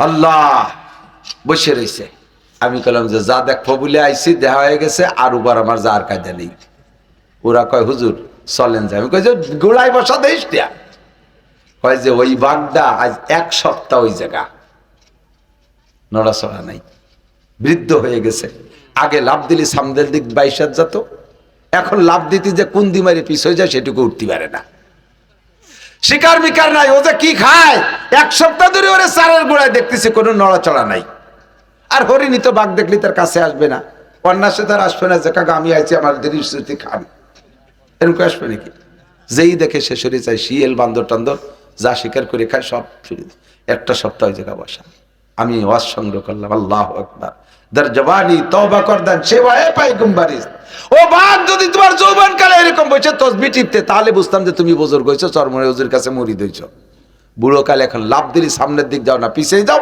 এই জন্য সারের গোড়ায় বসে বসে তাসবিহ টিপতেছো হ্যাঁ নড়াচড়া করতে পারে না সব বুড়ো সাইজ হয়ে গেছে এই সমস্ত এখন যে কয়জন বুড়ো 80-85 70-75 বছর বয়স এই রাস্তা সে সময় এত ভালো ছিল না গোপালগঞ্জ হাইটে চলে গেছেন কথা কন না কে ফরিদপুর হাইটে যে কোট করছেন আপনাদের পায়ের ধাক্কায় জমি কাঁপছে আর এখন সেই সব বুড়ো সিংহের মতো ওই যে শেখ সাদি রহমতুল্লাহ কিসসা এক বুড়ি বসি রং ঘষি কালো করছিল কেশ কহিলাম গো বুড়িমা তোমার বুদ্ধি তো আছে বেশ পাকা চুল কালো হইবে হয়তো কালো রং মাখাইলে কুজো পিটতব হবে না কো সোজা হাজারো মালিশ দিলে বুড়ি এবার জবাব দেয় আল্লাহ সিংহের মতো শক্তি সাহস সব হয়ে গেছে গত কোন মতে আজ বেঁচে আছি ভাই খ্যাকশিয়ালের মতো সাদি তুই আমারে ঠাট্টা করতেছিস আমি এই বাস্তে যখন নতুন বউ হয়ে আসছিলাম আমার স্বামীর অনেক ছাগল এই পাহাড়ের পাদদেশ দিয়ে চড়াইতো স্বামী কাজে চলে যেত আমাকে এই ছাগল দেখার দায়িত্ব দিয়েছিল মাঝে মাঝে বাঘে এসে আমার ছাগলের পালের মধ্যে আক্রমণ করত। একদিন একটা বাঘে এখান থেকে একটা ছাগল ধরে নিয়ে গেছে আমি সেই মহিলারে সাদি আমি দৌড়ে গিয়ে বাঘরে ধরে তার গলা চিপে ধরে আমার হাতের মধ্যে মেরে ফেলছিলাম আর আমার ছাগল কাটিয়ে নিয়েছিলাম বাঘের মুখের থেকে ছাগল কাড়া সিংহ ছাড়া কেউ পারে না আমি সেই সিংহ মহিলা সিংহের মতো শক্তি সাহস সব হয়ে গেছে গত কোনো মতে আজ বেঁচে আছি ভাই খ্যাকশিয়ালের মতো আজকে আমি খ্যাকশিয়ালের মতো পড়ে রয়েছি নড়াচড়া নাই কাজেই তোমার যৌবন কালটা ভেরি ভেরি ইম্পর্টেন্ট টাইম এটাকে কাজে লাগাও আন উমরিয়ান শাবাবি ফি মা আবলা 2 নম্বর ইমিগ্রেশন এ যুবক কতবার দাড়ি কাটছো কতটা তাড়ি আর বিড়ি আর মদ আর সিগারেট আর গাঁজা আর ইয়াবা খাইছো, রাতের কত ঘন্টা ফেসবুক আর ইউটিউবে ল্যাংটা ছবি দেখেছো, কত জায়গা প্রেম আলাপ করেছো, সব হিসাব তোমার দেয়া লাগবে। আজকে কি বার গেল? মঙ্গলবার। গত মঙ্গলবার সকালে কি খাইছো কেউ কইতে পারবা না। 99% মানুষ তাড়াতাড়ি বলতে পারবেন না গত মঙ্গলবারে সকালে কি খাইছেন। একটা সপ্তাহের হিসাব তুমি দিতে পারবা না। গোটা জিন্দেগির হিসাব কিভাবে দিবা? যৌবনকালের হিসাব কিভাবে দিবা? হিসাব দিতে পারবা না। ওয়া আন মালিহি মিন আইনা ইকতাসাবা ফিমা আনফাকা। এবার তোমার ব্যাগেজ চেক হবে, মাল ব্যাগেজ চেক হবে। মাল ব্যাগেজের মধ্যে কি আছে, লাগেজের মধ্যে কি আছে। আল্লাহ নবী বলেন আন মালিহি মিন আইনা ইকতাসাবা ফিমা আনফাকা। মাল কোত্থেকে কামাই করেছো, কোথায় খরচ করেছো, জবাব দিয়ে যাও। কোত্থেকে কামাই করেছো, কোথায় খরচ করেছো? হালাল ভাবে রক্ত পানি করে খরচ করেছো, ইনকাম করেছো, আবার খরচ করেছো হারাম ভাবে। সারা দিন ভরে ভ্যান চালাইয়া, এই ভাঙ্গা রাস্তায় দিয়ে ভ্যান চালাইয়া মাথার গাম পায়ে চলে গেছে। 500 টাকা কামাই করেছো, সপ্তাহে 535 টাকা কামাই করেছো। শনিবারে ব্যারাক অ্যাডামস কারিতাস বিআরডিবি স্বনির্ভর জাগরণী চক্র আশা প্রশিকা গ্রামীণ ব্যাংকের অফিসারকে কিস্তি দাও। কামাই করছো হালাল ভাবে, আবার খরচ করতেছো তুমি সুদে দিনা পরিশোধে। এইটা তুমি অন্যায় করেছো। এই অন্যায় কেন করেছো জবাব দিয়ে যাও। কামাই করেছো হারাম ভাবে, চুরি করে আনছো, ডাকাতি করে আনছো, টোন মারছো, মন মারছো, রাস্তা মারছো, সরকারি মাল মারিয়ে দিয়ে কামাই কইরা বিরাট মসজিদেরটা বানাই দিছো, কাবা ঘরের গিলাপ দিয়ে দিছো। আল্লাহ কা এটাও তুমি অন্যায় করেছো। আমি তোমার এই হারাম টাকা দিয়ে মসজিদ মাদ্রাসা বানানোর প্রত্যাশী না। আমার মসজিদের জন্য আমি অনুমতি দিয়েছি। মসজিদে উসুদ আমার ওয়ে জমিন, আমার আখিরি নবীর উম্মতের জন্য সারাটা দুনিয়ারে মসজিদ বানাই দিছি। আলিশান বিল্ডিং লাগবে না। দুগলোর মধ্যেও যদি সিজদা দেয় তবুও তার নামাজ হইয়া যায়। তুই ঘুষ খাইয়ে টাকা দিয়ে কেন মসজিদ বানাইলি? সুদ খাওয়া টাকা দিয়ে কেন মসজিদ বানাইলি? চুরা টাকা দিয়ে কেন মসজিদ বানাইলি? কন্ট্রাক্টারি মাল মার দিয়ে সে জায়গা থেকে টাকা বাঁচায় কেন মসজিদ বানাইলি? মাদ্রাসায় কেন দান করলে? আমি তোর এই দানের প্রত্যাশী না। এটাও তুমি অন্যায় করেছো। আসো আমার সামনে জবাব দিয়ে যাও। 4 নম্বর ইমিগ্রেশন হবে। আর মাজা আমিলা বিমা আলিমা। এতক্ষণ পর্যন্ত উলামায়ে কেরামের কাছ থেকে যা শুনেছো, জিন্দেগিতে আমল করছো কতটুক কইয়া যাও। আমার নাসির শুরুতে অনেক মাসালা বলেছে, এই মাসালার পর আমল করছো কতটুক? যে কথাগুলো আগের হুজুর পরের হুজুর বলছে জানতে কিছুই বাকি নাই, হারাম হালাল জানতে বাকি নাই, আমল করছো কতটুক বলে যাও। এই 4 নম্বর ইমিগ্রেশন কমপ্লিট হওয়ার আগ পর্যন্ত জান্নাতে যাইতে পারবেন না। বন্ধুরে এই হিসাবটা হবে শুধু জিন আর ইনসান। কাদের কথা কয় না? কাদের? জিন আর ইনসান, এই দুই জাতির হবে। কেন? এই কেন নেই 2-4 কথা কষ্ট হচ্ছে কেন জিজ্ঞাসা হবে। দুই জাতির ফেরেশতাদের কোনো হিসাব নেই, ফেরেশতাদের কোনো ইমিগ্রেশন নাই, বাঘবাল্লুকির নাই। তাদেরটা তো বলি আসলাম বিচার কিভাবে হবে, ওটা ওইভাবে সাফ হয়ে যাবে। দুই জাতিকে আল্লাহ তাআলা হিসাবের কাঠগড়ায় দাঁড়াবেন। আল্লাহ পাক বলেন ওয়ালাকাদ যারা আয়ামাদিক ওয়ালাকাদ যারানা লি জাহান্নামা কাতীরাম মিনাল জিন্নি ওয়াল ইনস। বিশাল জাহান্নাম বানাইছি, আর এই জাহান্নামকে ভরার জন্য জিন আর ইনসানদের থেকে বিরাট একটা বাহিনী আমি তৈরি করে রাখছি। অর্থাৎ জিন আর ইনসানদের বিরাট একটা বাহিনীর জন্য আমি জাহান্নাম তৈরি করে রাখছি। ওর ভিতরে জিন আর ইনসান যাবে, আর কেউ যাবে না। কাতীরাম মিনাল জিন্নি ওয়াল ইনস। জিন আর ইনসান কেন যাবে? কেন যাবে? কয় জিন আর ইনসানকে আমি 2টা জিনিস দিয়েছি, এইটা অন্য কাউকে দেই নাই, এইটা অন্য কাউকে দেয় আমার দিক, অন্য কেউরে 2টা জিনিস দেই নাই। 1 নম্বরে জিন আর ইনসানকে আমি পূর্ণ স্বাধীনতা দিয়েছি, যেই স্বাধীনতা অন্য কোনো প্রাণীকে দেই নাই। কি দেশে কথা কয় না, বুঝতেছেন না? স্বাধীনতা। 1 নম্বরে স্বাধীনতা দিয়েছি, অন্য কেউরে দেই নাই। 2 নম্বরে পূর্ণ জ্ঞান দিয়েছি, এই জ্ঞানও অন্য কেউরে দেই নাই। হাতির এত বড় মাথা, 1 মণ গিলু তার মাথার মধ্যে, কিন্তু তার এই গিলু দিয়ে সে বুদ্ধি খাটাইয়া একটা সুইও বানাতে পারে না। কথা কয় না? জিব্রাইলের এত ক্ষমতা, এত ক্ষমতা, 104 খানা আসমানি কিতাব জানে। জিব্রাইল মোবাইল বানাতে পারে না। মিকাইল আলাইহিস সালাতু ওয়াস সালাম মেঘ চালায় দুনিয়া বইরা, কিন্তু মাইক্রোফোন বানাতে পারে না, কম্পিউটার বানাতে পারে না। একটা ফেরেশতা আমাদের প্রয়োজনীয় প্রযুক্তির কিছুই বানাইতে পারে না। আল্লাহ তাআলা তাদেরকে এই মেধা দেয় নাই। আল্লাহু আকবার। ফেরেশতাদেরকে পর্যন্ত আল্লাহ স্বাধীনতা দেয় নাই। ও দোস্ত, এত বড় বাঘ, যেই বাঘের কিচ্ছা শুনাইলাম, রয়্যাল বেঙ্গল টাইগার, এই বাঘ বাঘটা যদি, একটা বাঘ যদি গোপালগঞ্জ আসছে বলে খবর পান, এই সুন্দরবনের একটা বাঘ গোপালগঞ্জ ওই পাটগাতি ব্রিজ পার হয়ে এবার চলে আইছে, এ খবর শুনলি এ জায়গায় একজনও থাকবেন? অথচ এক বাঘে কি আমাকে এই গোপালগঞ্জের 7-8 লাখ মানুষ খাই পারবে? প্রত্যেকের মনে হবে যে বাঘ আমারই ধরবে, ঠিক না?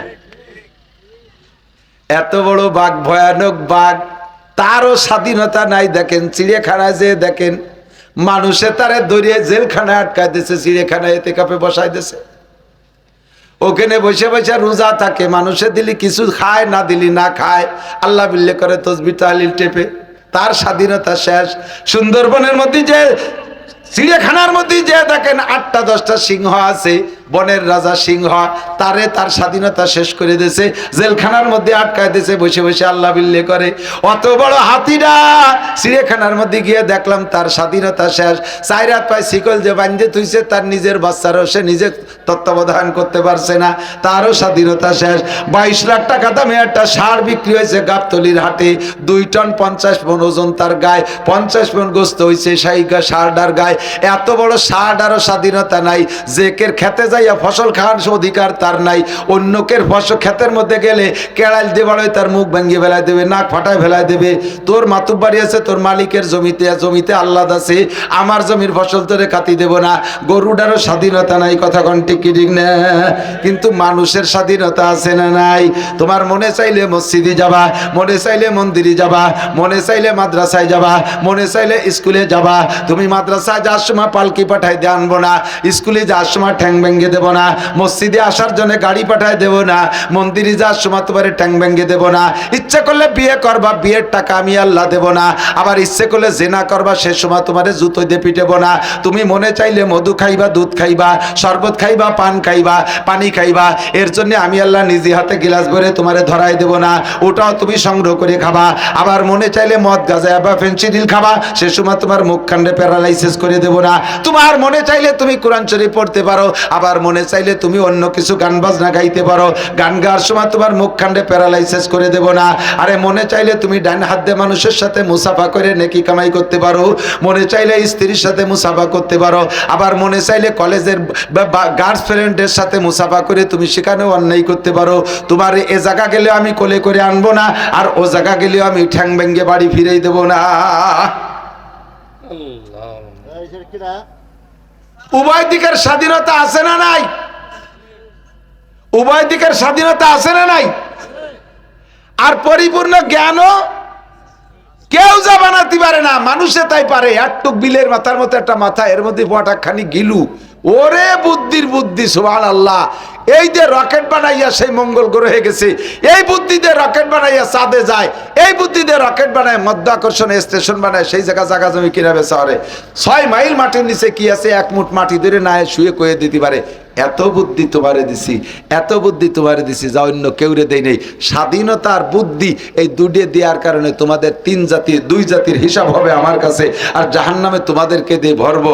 তোমাদেরকে 3টি অঙ্গ দিছি, এই 3টি অঙ্গরে কাজে লাগাইলে তোমার ওই স্বাধীনতাকে জাগা মতো ব্যবহার করতে পারবা। ফামান শাহ ফাল্যুমিন ওমান শাহ ফাল্যাকফুর। আল্লাহ ক্লিয়ার বলে দিচ্ছে, যার মনে চায় ঈমান আনো, যার মনে চায় না ঈমান আনো না। যার মনে চায় আল্লাহকে আল্লাহ বলে মানো, নবীকে রাসূল বলে মানো, কোরআনকে শেষ কিতাব বলে মানো। আর যার মনে চায় না মানো না। আমি তোমার দুনিয়ায় কিছুই বলবো না, খাবার দাবার বন্ধ করে দেব না, পানি বন্ধ করে দেব না, তোমার ক্ষেত খাবারের ফসল উৎপাদন বন্ধ করে দেব না, তোমার সন্তানাদি প্রোটেকশন বন্ধ করে দেব না। তুমি আমার আল্লাহ বলে স্বীকার করো না, তুমি অমুসলমান, হিন্দু, বুদ্ধ, খ্রিস্টান, এর কারণে তোমার ছেলে মেয়ে হবে না তা না। আমি সবগুলোই রানিং রাখবো।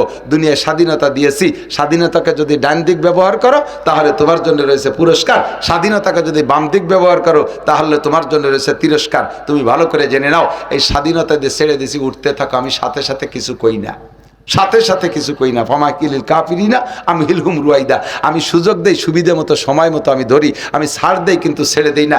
আয়োজক আর কায়লোক ধরি। তবে তুমি জেনে নিও যুবক, যেদিন ধরব সেদিন তোমার 14 গোষ্ঠী আমার হাতেতে ছুটোতে পারবে না। সারা বাংলাদেশের সমস্ত ক্ষমতা, সারা বাংলাদেশের সমস্ত ক্ষমতা তোমার হাতে থাকা সত্ত্বেও তুমি টিকতে পারবে না। আমি যেদিন ধরব সেদিন তুমি আমার হাত থেকে ছুটতে পারবে না। কথা বলেন ঠিক ঠিক না? আল্লাহ কা ইন্না বাদশা রাব্বিকা লা শাদীদ, ইন্না বাদশা রাব্বিকা লা শাদীদ। দোস্ত রাজনীতি না, প্র্যাকটিক্যালে বোঝানোর জন্য আমি উদাহরণ বলছি। ভুল বুঝবেন না, আমার দিক তাকান, ভুল বুঝবেন না। আল্লাহ তাআলা যদি কেউকে হারাইতে চায়, দুনিয়ার কেউ তারা জিতাইতে পারে না। কথা কন না কেন? ঠিক না? আমাদের আওয়ামী লীগের ক্ষমতার অবস্থাটা বাস্তব দেখেন। মাননীয় প্রধানমন্ত্রী জননেত্রী শেখ হাসিনা, আমি সম্মানের সাথে নাম উচ্চারণ করি, আগাগোড়া সবসময়, ওনার হাতে সেনাবাহিনী, ওনার হাতে পুলিশ, ওনার হাতে বিডিআর, ওনার হাতে আনসার, ওনার হাতে র্যাব, ওনার হাতে বিমান বাহিনী, ওনার হাতে নৌবাহিনী, ওনার হাতে ছাত্রলীগ, ওনার হাতে যুবলীগ, ওনার হাতে কৃষক লীগ। বাংলাদেশের অবশ্যই এখনো পর্যন্ত পার্ট হিসেবে আলাদা করে আওয়ামী লীগের জনসংখ্যা বেশি, সব প্রধানমন্ত্রীর সাথে থাকলো, তারপরও টিকতে পারলো না। এটাই প্রমাণ জনশক্তিতে কিছু করে না। আল্লাহ পাক যদি ধরে তাহলে তার হাত থেকে ছোটা যায় না। কথা কোন ঠিক ঠিক না? জোরে বলেন ঠিক ঠিক না? সাবধান, সতর্ক থাকবা। আল্লাহ পাক বলে, এ যুবক, পাগলামি করিস না, আমি যেদিন ধরবো সেদিন ছুটতে পারবি না, আমি যেদিন ধরবো সেদিন ছুটতে পারবি না। ইন্না বাদশা রাব্বিকাল শাদীদ, স্বাধীনতাকে কাজে লাগাও, যৌবনকালকে কাজে লাগাও, এই সময়টাকে কাজে লাগাও, অর্থকে কাজে লাগাও, তাহলে আল্লাহ পাক রব্বুল আলামিনের পক্ষ থেকে আসমানি রহমত নাজিল হবে। কথা বলুন ঠিক ঠিক না? আল্লাহু আকবার।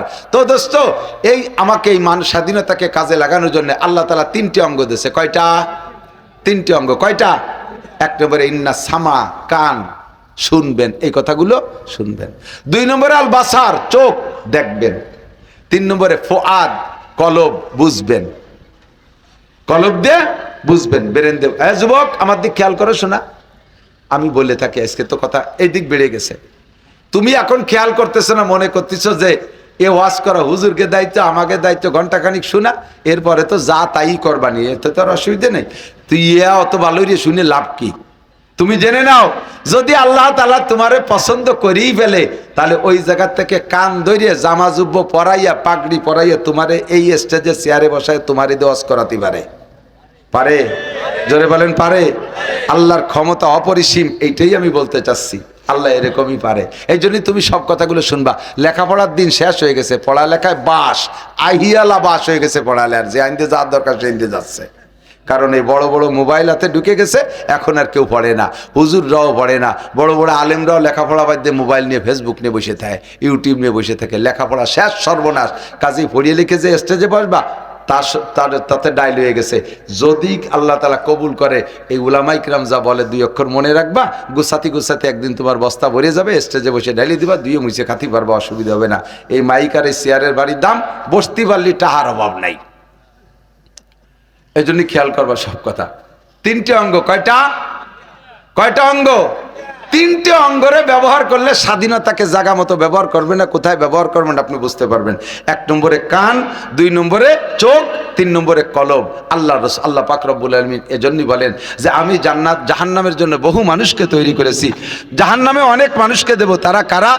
লাগুম কুলুবুল লা ইয়াফকাহুনা বিহা, যাদের ব্রেন আছে, কলব আছে, কিন্তু তারা যা বোঝা দরকার তা বোঝে না। আমার দিক লাগুম, ঠিক করতেছে, মাইকে ডিস্টার্ব করছে, খেয়াল করছো?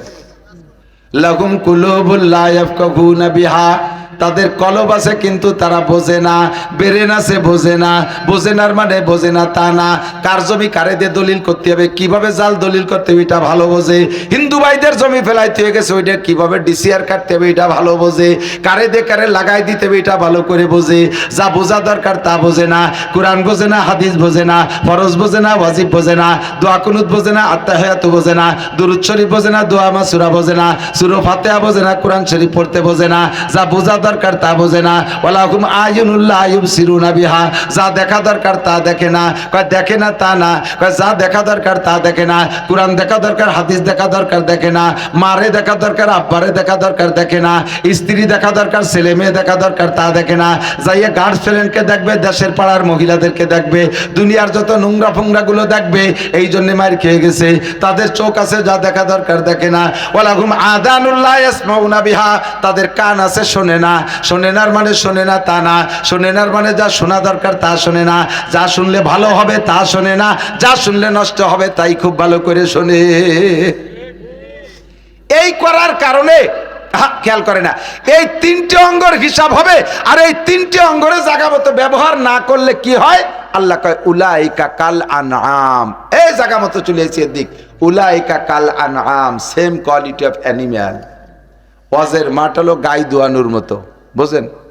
গাই দোয়ান না, গাই দোয়াতে এলি যাইয়েই বান ধরে টান দিলে দুধ বেরিয়ে নাকি?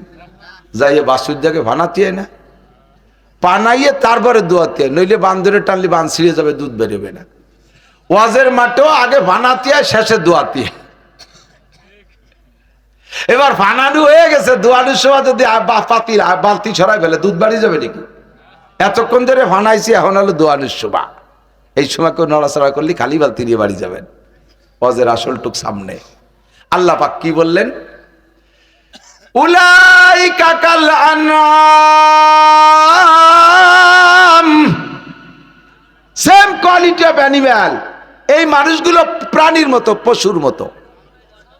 সাউন্ড একটু কমাই দিতে কইছে, কানে লাগতেছে না? এদিক উলাইকা কাল আনআম, যে এদিক যেই মানুষগুলো ব্রেনরে কাজে লাগালো না, চোখরে কাজে লাগালো না, কানরে কাজে লাগালো না, এই মানুষগুলো চতুষ্পদ জন্তুর মতো। কিসের মতো? মানুষ যখন এই তিনটেরে কাজে লাগাবে না, তখন সে মানবতার থেকে নেমে চলে আসে, মানবতায় থাকে না, তার ভিতরে মানবতা থাকে না। কানরে কাজে লাগাই নেই, ব্রেনরে কাজে লাগাই নেই, চোখরে কাজে লাগাই নেই, তাহলে এই তিনটে অঙ্গ তো গরুরও আছে, এই তিনটে অঙ্গ কুত্তরও আছে, এই তিনটে অঙ্গ শুয়োরেরও আছে, অধিকাংশ প্রাণীর আছে না এই তিনটে অঙ্গ আছে। তাহলে আপনিও যেমন, আমিও যেমন, ওই শিয়াল কুত্তটাও তেমন। এর নাম হলো সেম কোয়ালিটি অফ অ্যানিম্যাল। আল্লাহকে কাল আনাম, এগুলো চতুষ্পদ জন্তুর মতো। দেখেন, বাস্তব দেখেন, এই ক্লাসের মানুষগুলোর যে স্বভাব, পশুরও সেই স্বভাব, পশুরও সেই স্বভাব। একটা গরু এই জায়গা কারাই করে ধর দি, দাঁড়াই করে ধর, এই যে দিল দেশ কেনে, এই যে মেম্বার নিজে যাচ্ছে দেশ কেনে, আমার দিক চতুষ্পদ জন্তুর মতো। বুঝতেছেন কথা? বুঝতেছেন? চতুষ্পদ জন্তুর মতো কারা? যারা চোখ, কান, ব্রেনরে যথাযথ ব্যবহার করে নাই, তারা কিসের মতো? আল্লাহকে এগুলো চতুষ্পদ জন্তুর মতো। দুই একটা উদাহরণ নেন। একটা গরু মাঠে ধান খাইছে, আপনার ক্ষেতের ধান খাইছে, এই গরুডারে পিটাইয়া একেবারে ঠ্যাং একখান প্যারালাইসিস করে ফেলাইছেন। আইনিয়া বাড়ি মেহগুনি গাছের সাথে বাইন দিয়ে জুতোর মালা গলায় দিয়েছেন, আর 100 জুতো মারছেন। মাইরিয়া গরুডারে কইলেন যে, গরু তুই আজকে মাইর খাইছিস কি জন্য? কদি এই পরে আমার বই দান খাইছিস, এই জন্যই তো দুটো বিষের, 1 নম্বরে 100 জুতো, 2 নম্বরে জুতোর মালা গলায়। আর কোনোদিন খাবি? এইভাবে গরুরে বিষেরে ছাড়িয়ে দেন, ওই গরু তার দানের খেতে যাবে না। যাবে? এরে এত সুন্দর করে ওয়াজ করে বুঝাই দিলেন তফসির করিয়া, তারপরও ছাড়িয়ে দিলি সে দানের খেতে যাবে, ঠিক না? একটা যুবক অন্যায় করে ধরা পড়ছে, তারে 39 জুতো মারা হয়েছে, জুতোর মালা গলায় দিয়ে গ্রাম ভরে ঘুরানো হয়েছে, আবার ছেড়ে দেওয়ার পরে 2 মাস পরে দেয় যে সেই অ্যাক্সিডেন্ট আবারও করে ফেলাইছে। তাহলে ওই গরুডার তুমি গরুডার মধ্যে পার্থক্য কোন জায়গায়? পার্থক্য আছে? Same quality of animal. নবী পাক বলেন, আমার উম্মত এই প্রাণীর রূপ নিয়ে জাহান্নামে যাবে, বিভিন্ন প্রাণীর রূপ নিয়ে এই রূপে জাহান্নামে যাবে। কেউ গরুর রূপ নিয়ে জাহান্নামে যাবে, কেউ কুত্তার রূপ নিয়ে জাহান্নামে যাবে, কেউ বানরের চেহারায় জাহান্নামে যাবে, কেউ শুয়োরের চেহারায় জাহান্নামে যাবে, কেউ সাপের চেহারায় জাহান্নামে যাবে। তারা কারা? যাদের এই সমস্ত প্রাণীর সাথে সাদৃশ্য হবে, আমল আখলাকে মিল হবে। এক শ্রেণীর উম্মত আমার কুত্তর চেহারায় জাহান্নামে যাবে, এক শ্রেণীর মানুষ আমার শুয়োরের চেহারায় জানে। তারা কারা? কয় যে শুয়োরের যে স্বভাব, এই স্বভাব যাদের। শুকরের কি স্বভাব? এদিক টাকান, এদিকে শুকর আসে মাঝে মাঝে, পাল পাল দল ধরে আসে না? শুয়োর দিন বইরে যা খাওয়ার দরকার খাইয়ে দিয়ে রাত্রে কিন্তু এক জায়গা ঘুমায়, ছড়াই ছিটে এলোমেলো যায় না। কাউরারা শুয়োরে এক জায়গা দলায় রে কি যেন একটা মন্তর দেয়, এই মন্তর বাউন্ডারির ভিতরে রাতের মধ্যে একটা শুয়োরও যায় না। শুয়োরের শোয়ার সিস্টেম কি? প্রত্যেক শুয়োর আলাদা এক একখান খাটে মশারি টানাইয়া বালিশ দিয়ে নিয়মিত শোয়। শুয়ো দেখছেন? একটার পর একটা, তার উপরে আর একটা, একটার ফাঁসার পর আর একটার মাথা, আর একটার বেকায়দা জায়গা আর একটার মাথা, এইভাবে মুখ দিয়ে গাদাইয়ে শোয়। এই জন্য কেউ যদি কোনো জায়গা ঘন হয়ে যায়, শুয়োর গাদা দেশে হয় না, এরকম শুয়োর গাদা, তার মানে শুয়োর শরীর গাদা দিয়ে। এরপরে শুয়োর এভাবে থাকলো ঘুমাই থাকলো, শেষ রাত্রে উঠে তো শুয়োররা তাহাজ্জুদ পড়ে, ফজরের নামাজ তো পড়ে সকালে ঘুমের তো উঠে মেশক করে দাঁত মেজে ফজরের নামাজ পড়ি টড়ে এরপরে চা রুটি পরোটা এগুলো খায়। কি করে শুয়োরে যা করে মানুষও তাই করে। এই শুয়োরে কি করে সবার জানা আছে। সেম এক শ্রেণী মানুষ রাতের 1টা 2টা 3টে পর্যন্ত এরা যা খুশি করি টরে যাইয়া 4-5 জন যুবক একসাথে এক খাটে বা এক বিছানায় শোয়। আল্লাহ, এরা আবার ফতোয়া দেয়, মানে খুব হিট মারে, কয় 2 হুজুরে এক ক্লেভের তলে শুতি পারে না, শুয়েই খালি ফতোয়া দেয়। এভাবে শীতে সুন্নতের খেলাফ, উপরে সুন্নতের খেলাফ, গাছ সাথে একটু শোয়া লাগলে কয় কবিরে গোনা হবে না, হবে না, তা হবে না। আমরা যে 4-5 জন এক খাটে শুই, একজনের উপরে আর একজন, তার উপরে আর একজন, একজনের নাহের পাড়া আর একজনের বেকায়দা, তার উপরে আর একজন কায়দা, এইভাবে আমরা দলা বলে শুয়েতেই সকালবেলা উঠে দিয়ে যে প্যান্টগুলো খাটের নিচে পড়ে গেছে, আমাকে কোনো অসুবিধা নেই, আমরা ফতোয়া দিই না। আল্লাহ কায় শুয়োর কয়টা যেমন শুইছিল তুমিও সেইরকম শুইছ।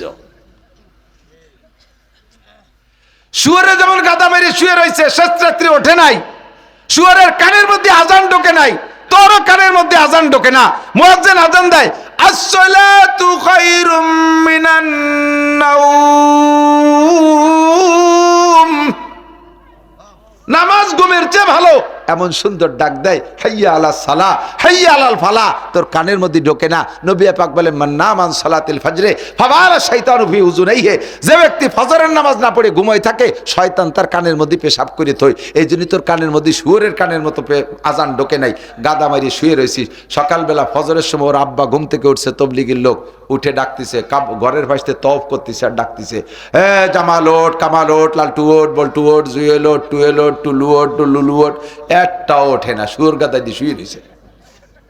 বুড়োটা কি ঢুকে নামাজ পড়িয়ে আইসে, স্টাক পড়িয়ে আইসে, যে দরজা খোলে নাই।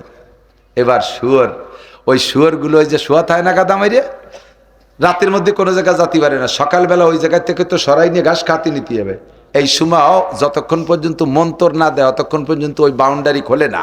এবার ওই কাউরারা একটা উল্টো মন্তর দেয়, উল্টো মন্তর দিলি সব শুয়োরের ঘুম ভেঙে যায়, তারপরে উঠে আর একদিক যায়। বেলা 9টার দিক ওরা রান্না বান্না করে খাইয়ে দিয়ে উল্টো মন্তর দিলি, তারপরে ওই ক্ষেত্রার বন্ধ ভেঙে যায়।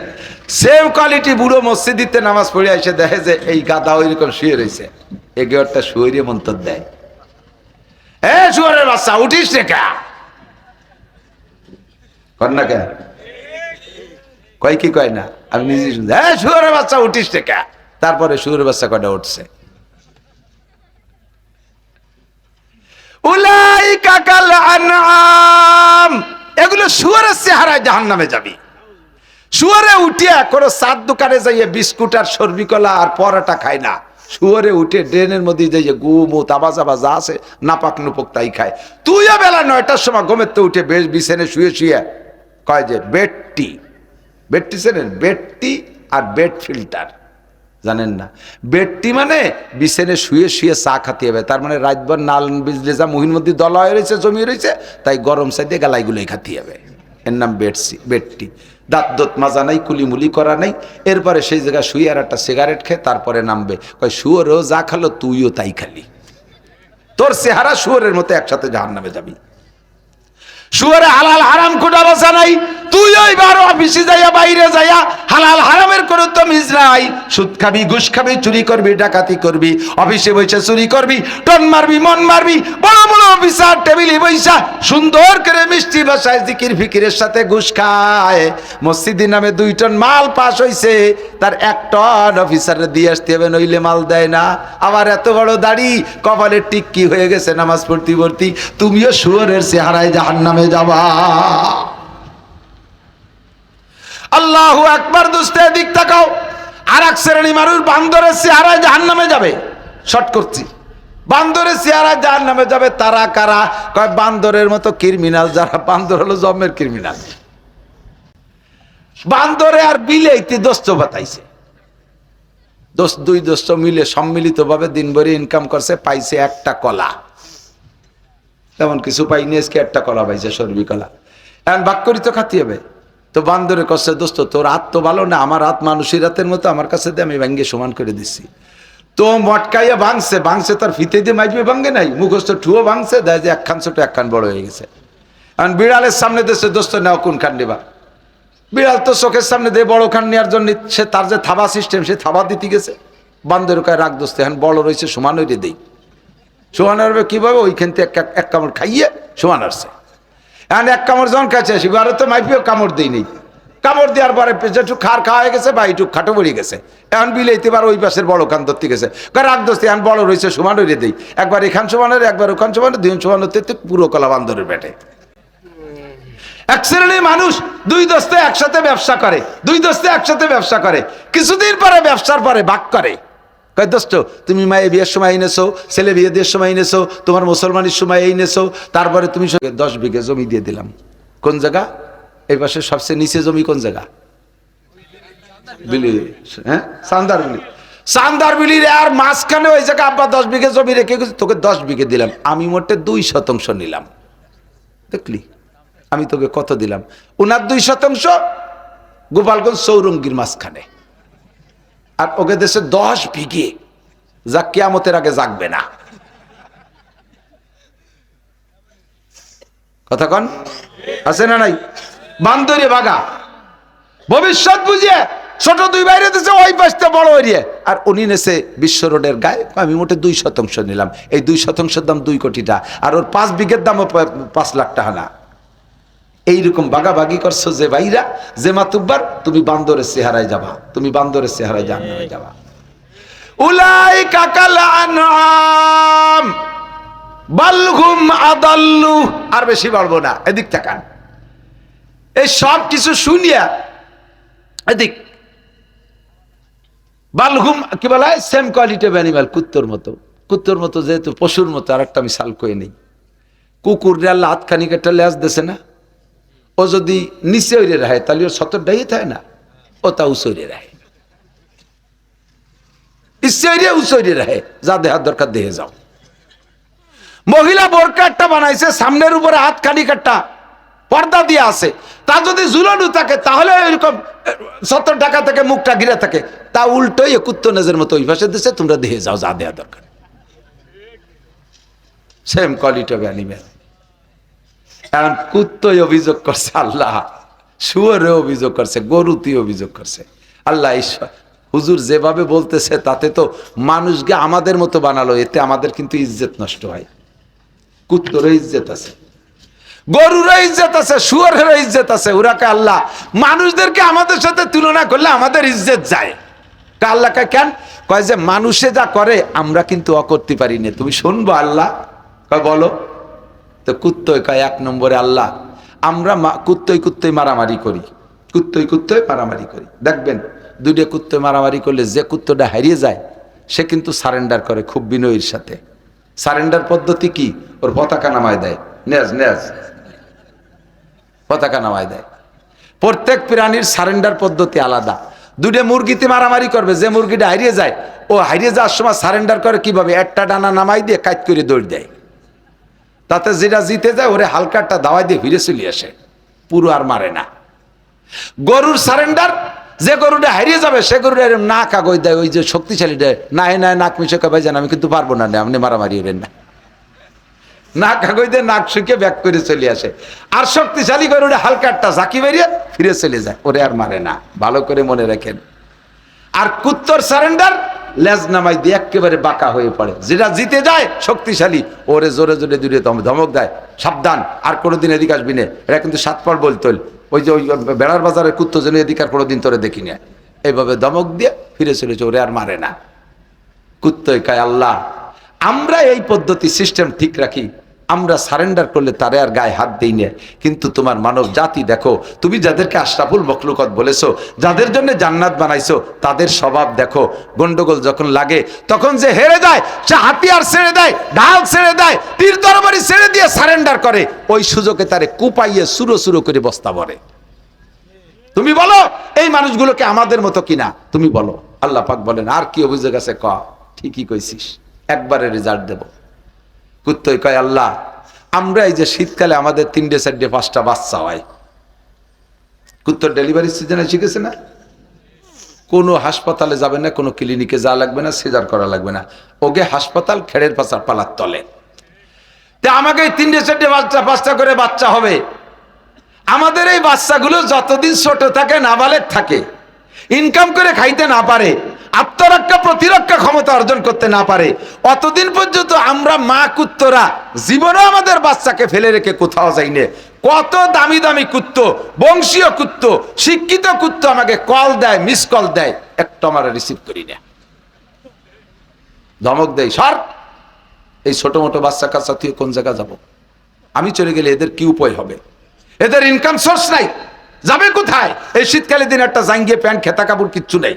আমি কোনো মতে সাইকে তার ভিতরে করলে রে থাই, আর ফোন দিবি রে, ফিরে যদি ফোন দিস খবর আছে, যদি বেশি ব্যস্ত হয় তাহলে আগামী কাতি মাসে দেখা করবি, এর আগে কোনো কথাই বলবি না।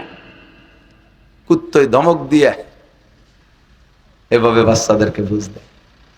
কুত্ত এবার কয়, আল্লাহ এটা হলো আমরা পশু, এটা আমাদের স্বভাব, তুমি মানুষকে এত দামি বানাইছো, তুমি লক্ষ্য করে দেখো আল্লাহ, খেয়াল করে দেখো, তোমার এই মানব জাতি দুধের বাচ্চা 1 বছর 6 মাসে বাচ্চা ফেলাই থুইয়া দেওরের সাথে চলে যায়, বাসুরির সাথে চলে যায়, ফেরিয়ালার সাথে চলে যায়, ওই গার্মেন্টসের একজনের সাথে চলে যায়। এই দুধের বাচ্চা মরল না বাঁচলো খেয়াল করে না। আমরা আমাদের বাচ্চাদের খেয়াল রাখি, এই মানব জাতি তাদের বাচ্চাদের খেয়াল রাখে না, দুধের বাচ্চা ফেলাইতেও চলে যায়। জোরে বলেন যায় কি যায় না? আরে জোরে বলেন যায় কি যায় না? তুমি বলো এবার কি বলবা? আল্লাহ কয় ঠিক আছে, ঠিকই বলেছি, সত্য কথা বলেছি, আর কি আছে অভিযোগ কর? কয় আল্লাহ আর একটা কথা আছে, আমরা জীবনেও কোনোদিন খাইতে বসে পায়খানা করি না, পায়খানায় বসে খাই না। পায়খানার আদব পায়খানায় বসে করি, খাওয়ার সময় খাই, আঁকতি বসে খাই না, খাতি বসে আগি নিয়ে, এটা হলো আমাদের নৈতিক স্বভাব। কিন্তু তুমি খবর নিয়ে দেখো বাথরুমের ভিতরে কি পরিমাণ বিড়ির ভাষা। এই আদম জাতি এত দামি জাতি পায়খানায় বসে বিড়ি খায়, গুদ্দুম আর বিড়ি দুবে একসাথে শোষে। তুমি কয়বার ওই মানুষটা কি আমাকে মতো না, ওরা কাকে মতো? এবার আল্লাহ কয়, উলাইকা কাল আনআমি বাল হুম আদাল্লু উলাইকা হুমুল গাফিলুন। এই মানুষগুলো চতুষ্পদ জন্তুর মতো ছিল এক সময়, পরে তার চাইতে নামিয়ে কুত্তর চাইতে খারাপ হয়ে গেছে। এরা কুত্তর চাইতেও খারাপ। কুকুরের যে বিবেচনা বোধ আছে মানুষের তা নাই। না থাকার কারণ কি? 3টি অঙ্গরে কাজে লাগান নাই। কান্দে যদি কোরআন শুনতেন, কোরআনের হৃদায়ত শুনতেন, কোরআনে মানবতা শিক্ষা দেয়। চোখ দিয়ে যদি কোরআন দেখতেন, কোরআনে মানবতা শিক্ষা দেয়। ব্রেন দিয়ে যদি কোরআন বসতেন, তাতে মানবতা শিক্ষা দেয়। মানবতা ঠিক থাকতো, এই পশুর চাইতে নিচে নেমে যেতাম না। কতক্ষণ ঠিক কি ঠিক না? আল্লাহু আকবার। এ যুবক, মাঠে গরু ছেড়ে দিবা, এই যে আলগা মাঠে গরু ছেড়ে দিবা, গরুতি ঘাস খায়। মাঠে কি শুধু গরুর খাবার ঘাসই নাকি অখাদ্য আছে? বোঝেন, অখাদ্য অনেক বন আছে না? কোনোদিন কি গরুতে একটা অখাদ্য বন খাইছে? কোন ঘাসের গলায় কি লেখা আছে যে এইটা তোমার হালাল আর এইটা তোমার হারাম? কোনো ঘাসের গায়ে লেখা নাই। গরুটা বাইসে বাইসে তার অখাদ্যটা খাই নাই, খাদ্য যেটা উপকারী সেইটা খাইছে। হঠাৎ করে কারণবশত যদি ভুল করমে কোনো ভালো ঘাসের সাথে একটা অখাদ্য ঘাস তার মুখের মধ্যে যায়, দেখবেন যে জিব্বে দিয়ে এড়ায় এড়ায় নাড়ায় নাড়ায় ফেলাই দেয়। গরুটাই বুঝলো অখাদ্য খাওয়া যাবে না, ক্ষতিকারক খাওয়া যাবে না। তুমি মানুষ হইয়া তুমি যা খাইতেছো, তোমার সিগারেটের গায়ে লেখা আছে ধূমপান ক্যান্সারের কারণ, ধূমপান ক্যান্সারের কারণ, বিড়ি সিগারেট ক্যান্সারের কারণ, এতে সন্তান নষ্ট হয়ে যায়, এটা এ হয় তা হয়। তুমি চোখ দিয়ে দেখে তারপরে তুমি খাও। এবার তুমি বলো গরুটা কি তোমার চাইতে ভালো না মন্দ? গরুটা তোমার চেয়ে ভালো, আমি গরুর চাইতে খারাপ। তুমি বলে বলছি, আমার কথা আমি বলছি, আমি গরুর মতো হতে পারি নাই, আমি গরুর চেয়েও খারাপ। উলাইকা কাল আনআমি বাল হুম আদাল্লু। আরে কুত্তাটা রে, সাগেরা গরজকুলু কে বার সারায়াত যে শাদি বার জেহদ কা উস্তখানাত। একটা কুত্তরে যদি 1 টাকা 5 টাকা দামের একটা পাউরুটি খাওয়ান, ও তার শুকর আদায় করণার্থে আপনার পিছনে পিছনে 1 কিলোমিটার দৌড়াবে, আপনারে 1 কিলোমিটার পাহারা দেবে। এই লোকটা আমারে 5 টাকা দামের একটা রুটি খাওয়াইছে, এর শুকর আদায় করব কি দিয়া? আমার কাছে টাকা নাই, পয়সা নাই, আমি তার শুকর আদায় করব, 1 কিলোমিটার তারে পাহারা দেব। আপনি হাঁটবেন, পিছনে পিছনে দৌড়াইতে থাকবে।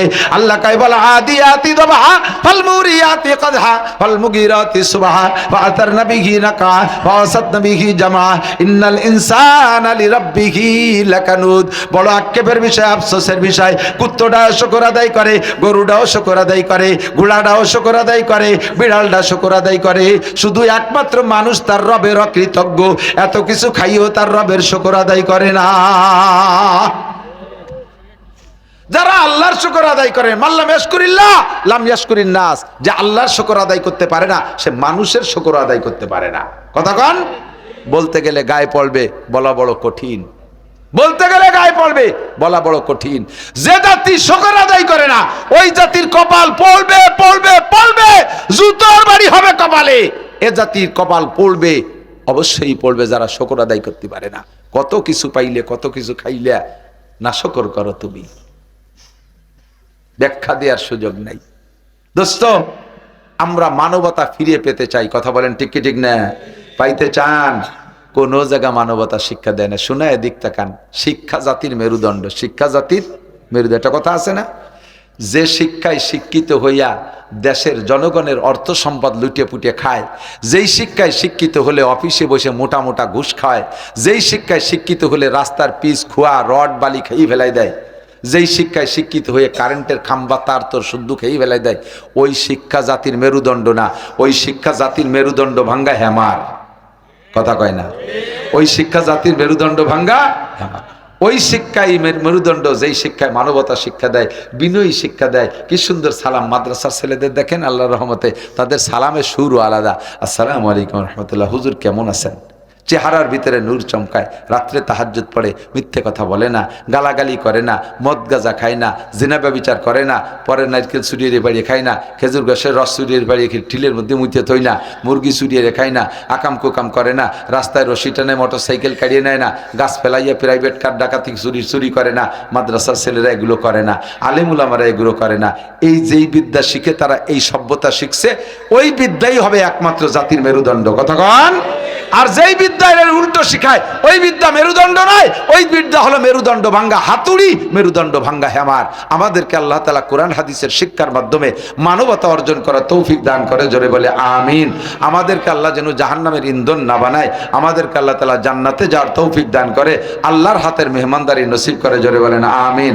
মাস্টার একটা বাস্তব বলি, মহিলারাও এদিক খেয়াল করবেন, খুব খেয়াল করবেন। দেখবেন এই ভাই সবাই মিলে গরুতি মারামারি করে, তো গাই রে গুতোয়, কিন্তু আইডি রে গুতোয় না। জানে যে ওটা স্বামী সাথে মারামারি বাদালি করার সময় মতো পাবো না। আবার আইডিয়ে মারে, গাই মারে না, জানে যে স্ত্রী সময় মতো লাগবে কাজে। মোরগ মারে, কিন্তু মুরগিরে মারে না। মুরগি মারে, মোরগ মারে না। কুত্তো মারে, মহিলা কুত্তরে মারে না। মহিলা কুত্তো আর একটা মহিলা কুত্তোর সাথে গ্যাঞ্জাম দেয়, কিন্তু পুরুষ কুত্তরে মারে না। ওরা স্বামী স্ত্রী সুসম্পর্কটা ঠিক রাখে, মানুষ এইটা ঠিক রাখতে পারে না। যে স্ত্রীকে নিয়ে এত আনন্দ করলে তোমার দাম্পত্য জীবনে কত সুখ শান্তি করেছ, যে স্ত্রীরা ঘরে না আসলে তোমার ফিটিস চামড়া থাকতো না, আকাম করে ধরা পড়ার পিড়াই 40টা জুতোর বাড়ি খাও, ফিটিয়া শয় না মায়ের খাতি সেই বউডা আসার পরে তোমার এত জান বাঁচছে, মান বাঁচছে, ইজ্জত বাঁচছে। ওই কথা নয় কথা, বউডারে করে মুখ বন্ধ করে গামছা ভরিয়ে দিয়ে দরজা বন্ধ করে গো বাড়িওয়ার আব্বা কলিও ছাড়বো না। কে একই স্বভাব। আবার মাঝে মাঝে সিগন্যাল দাও, যা বাপের বাড়ি থেকে 20,000 টাকা নিয়ে আয়, মোটর সাইকেল নিয়ে আয়, ফ্রিজ নিয়ে আয়, খাট নিয়ে আয়। কে সুসো, তুমি শ্বশুর বাড়ির থেকে এগুলো কয়রা তুই যাবা কে? তুই বিটা মানুষ, তুই কামাইরে ব্যবহার কর। কুত্তরাই তো কোনোদিন মহিলা কুত্তরে কয় না যে আগামী কাতি মাসের আগে 20,000 টাকা নিয়ে আসবি, নাহলে বাড়ির দ্বারে আসতে দেবো না। কুত্তরাই তো অকয় না, তুই কইস কে? মহিলা কুত্ত কোনোদিন পুরুষ কুত্তর সাথে গ্যাঞ্জাম বাঁধায় না। আমার মা বোনরা, স্বামী কি করে জানেন আপনি? রাতের রাত নাই, দিনের দিন নাই, জীবনের ঝুঁকি নিয়ে কিভাবে ইনকাম করে। আমি তো সারা রাতই রাস্তাঘাটে থাকি, কত যে ড্রাইভারকে রাস্তায় পড়া দেখলাম, কত ড্রাইভারের পড়া দেখলাম, গাড়ি সহ খালের মধ্যে যে মরে রয়েছে। কি জন্য বলেন তো? তোমারে ভরণ পোষণ দিয়ে খুশি করার জন্য তার জীবনের ঝুঁকি রাইখা এই শীতের রাত্রে সারা রাত জেলে হয়ে মাছ ধরবে, সকালবেলা বিক্রি করে ঠির করে কাঁপতিছে, কাউসার মতো কালা হয়ে গেছে। আর বাড়ি এনে চাল ডাল দিলি তুমি বস্তা ধরে ফিয়ে মারো, এই মানসি খায় নাকি, ওই মানসি খায় নি, এখানে কাপড় আনলো নাকি। তোমার তো একটু মায়া করা উচিত ছিল যে এই লোকটা আমার জন্য কত কষ্ট করছে। তুমি তো কম্বল মুড়ি দিয়ে ঘুমাইছিলে, এই বিটারা কাজটা করছে কি খেয়াল করছো কোনোদিন? আপনাকে বিব্রত রহিতে আসে নাই কেহ, অবনি পারে সকলের তরে, সকলে মোরা প্রত্যেকে মোরা পরের তরে। আমরাও নারী পুরুষ হইয়া স্ত্রীদেরকে সম্মান করব, তাদেরকেও এই ভালো করে মনে রাখবেন, সন্তানের সামনে কোনোদিনও স্ত্রীকে মারবেন না, সন্তানের সামনে কোনোদিনও স্ত্রীকে গালি দিবেন না। তাহলে এইটা কিন্তু তার বিশাল একটা অপমানের বিষয় হয়। অনেক সময় সহ্য করতে না পেরে আত্মহত্যা পর্যন্ত করে বসে। আর এতে সন্তান নষ্ট হয়ে যায়।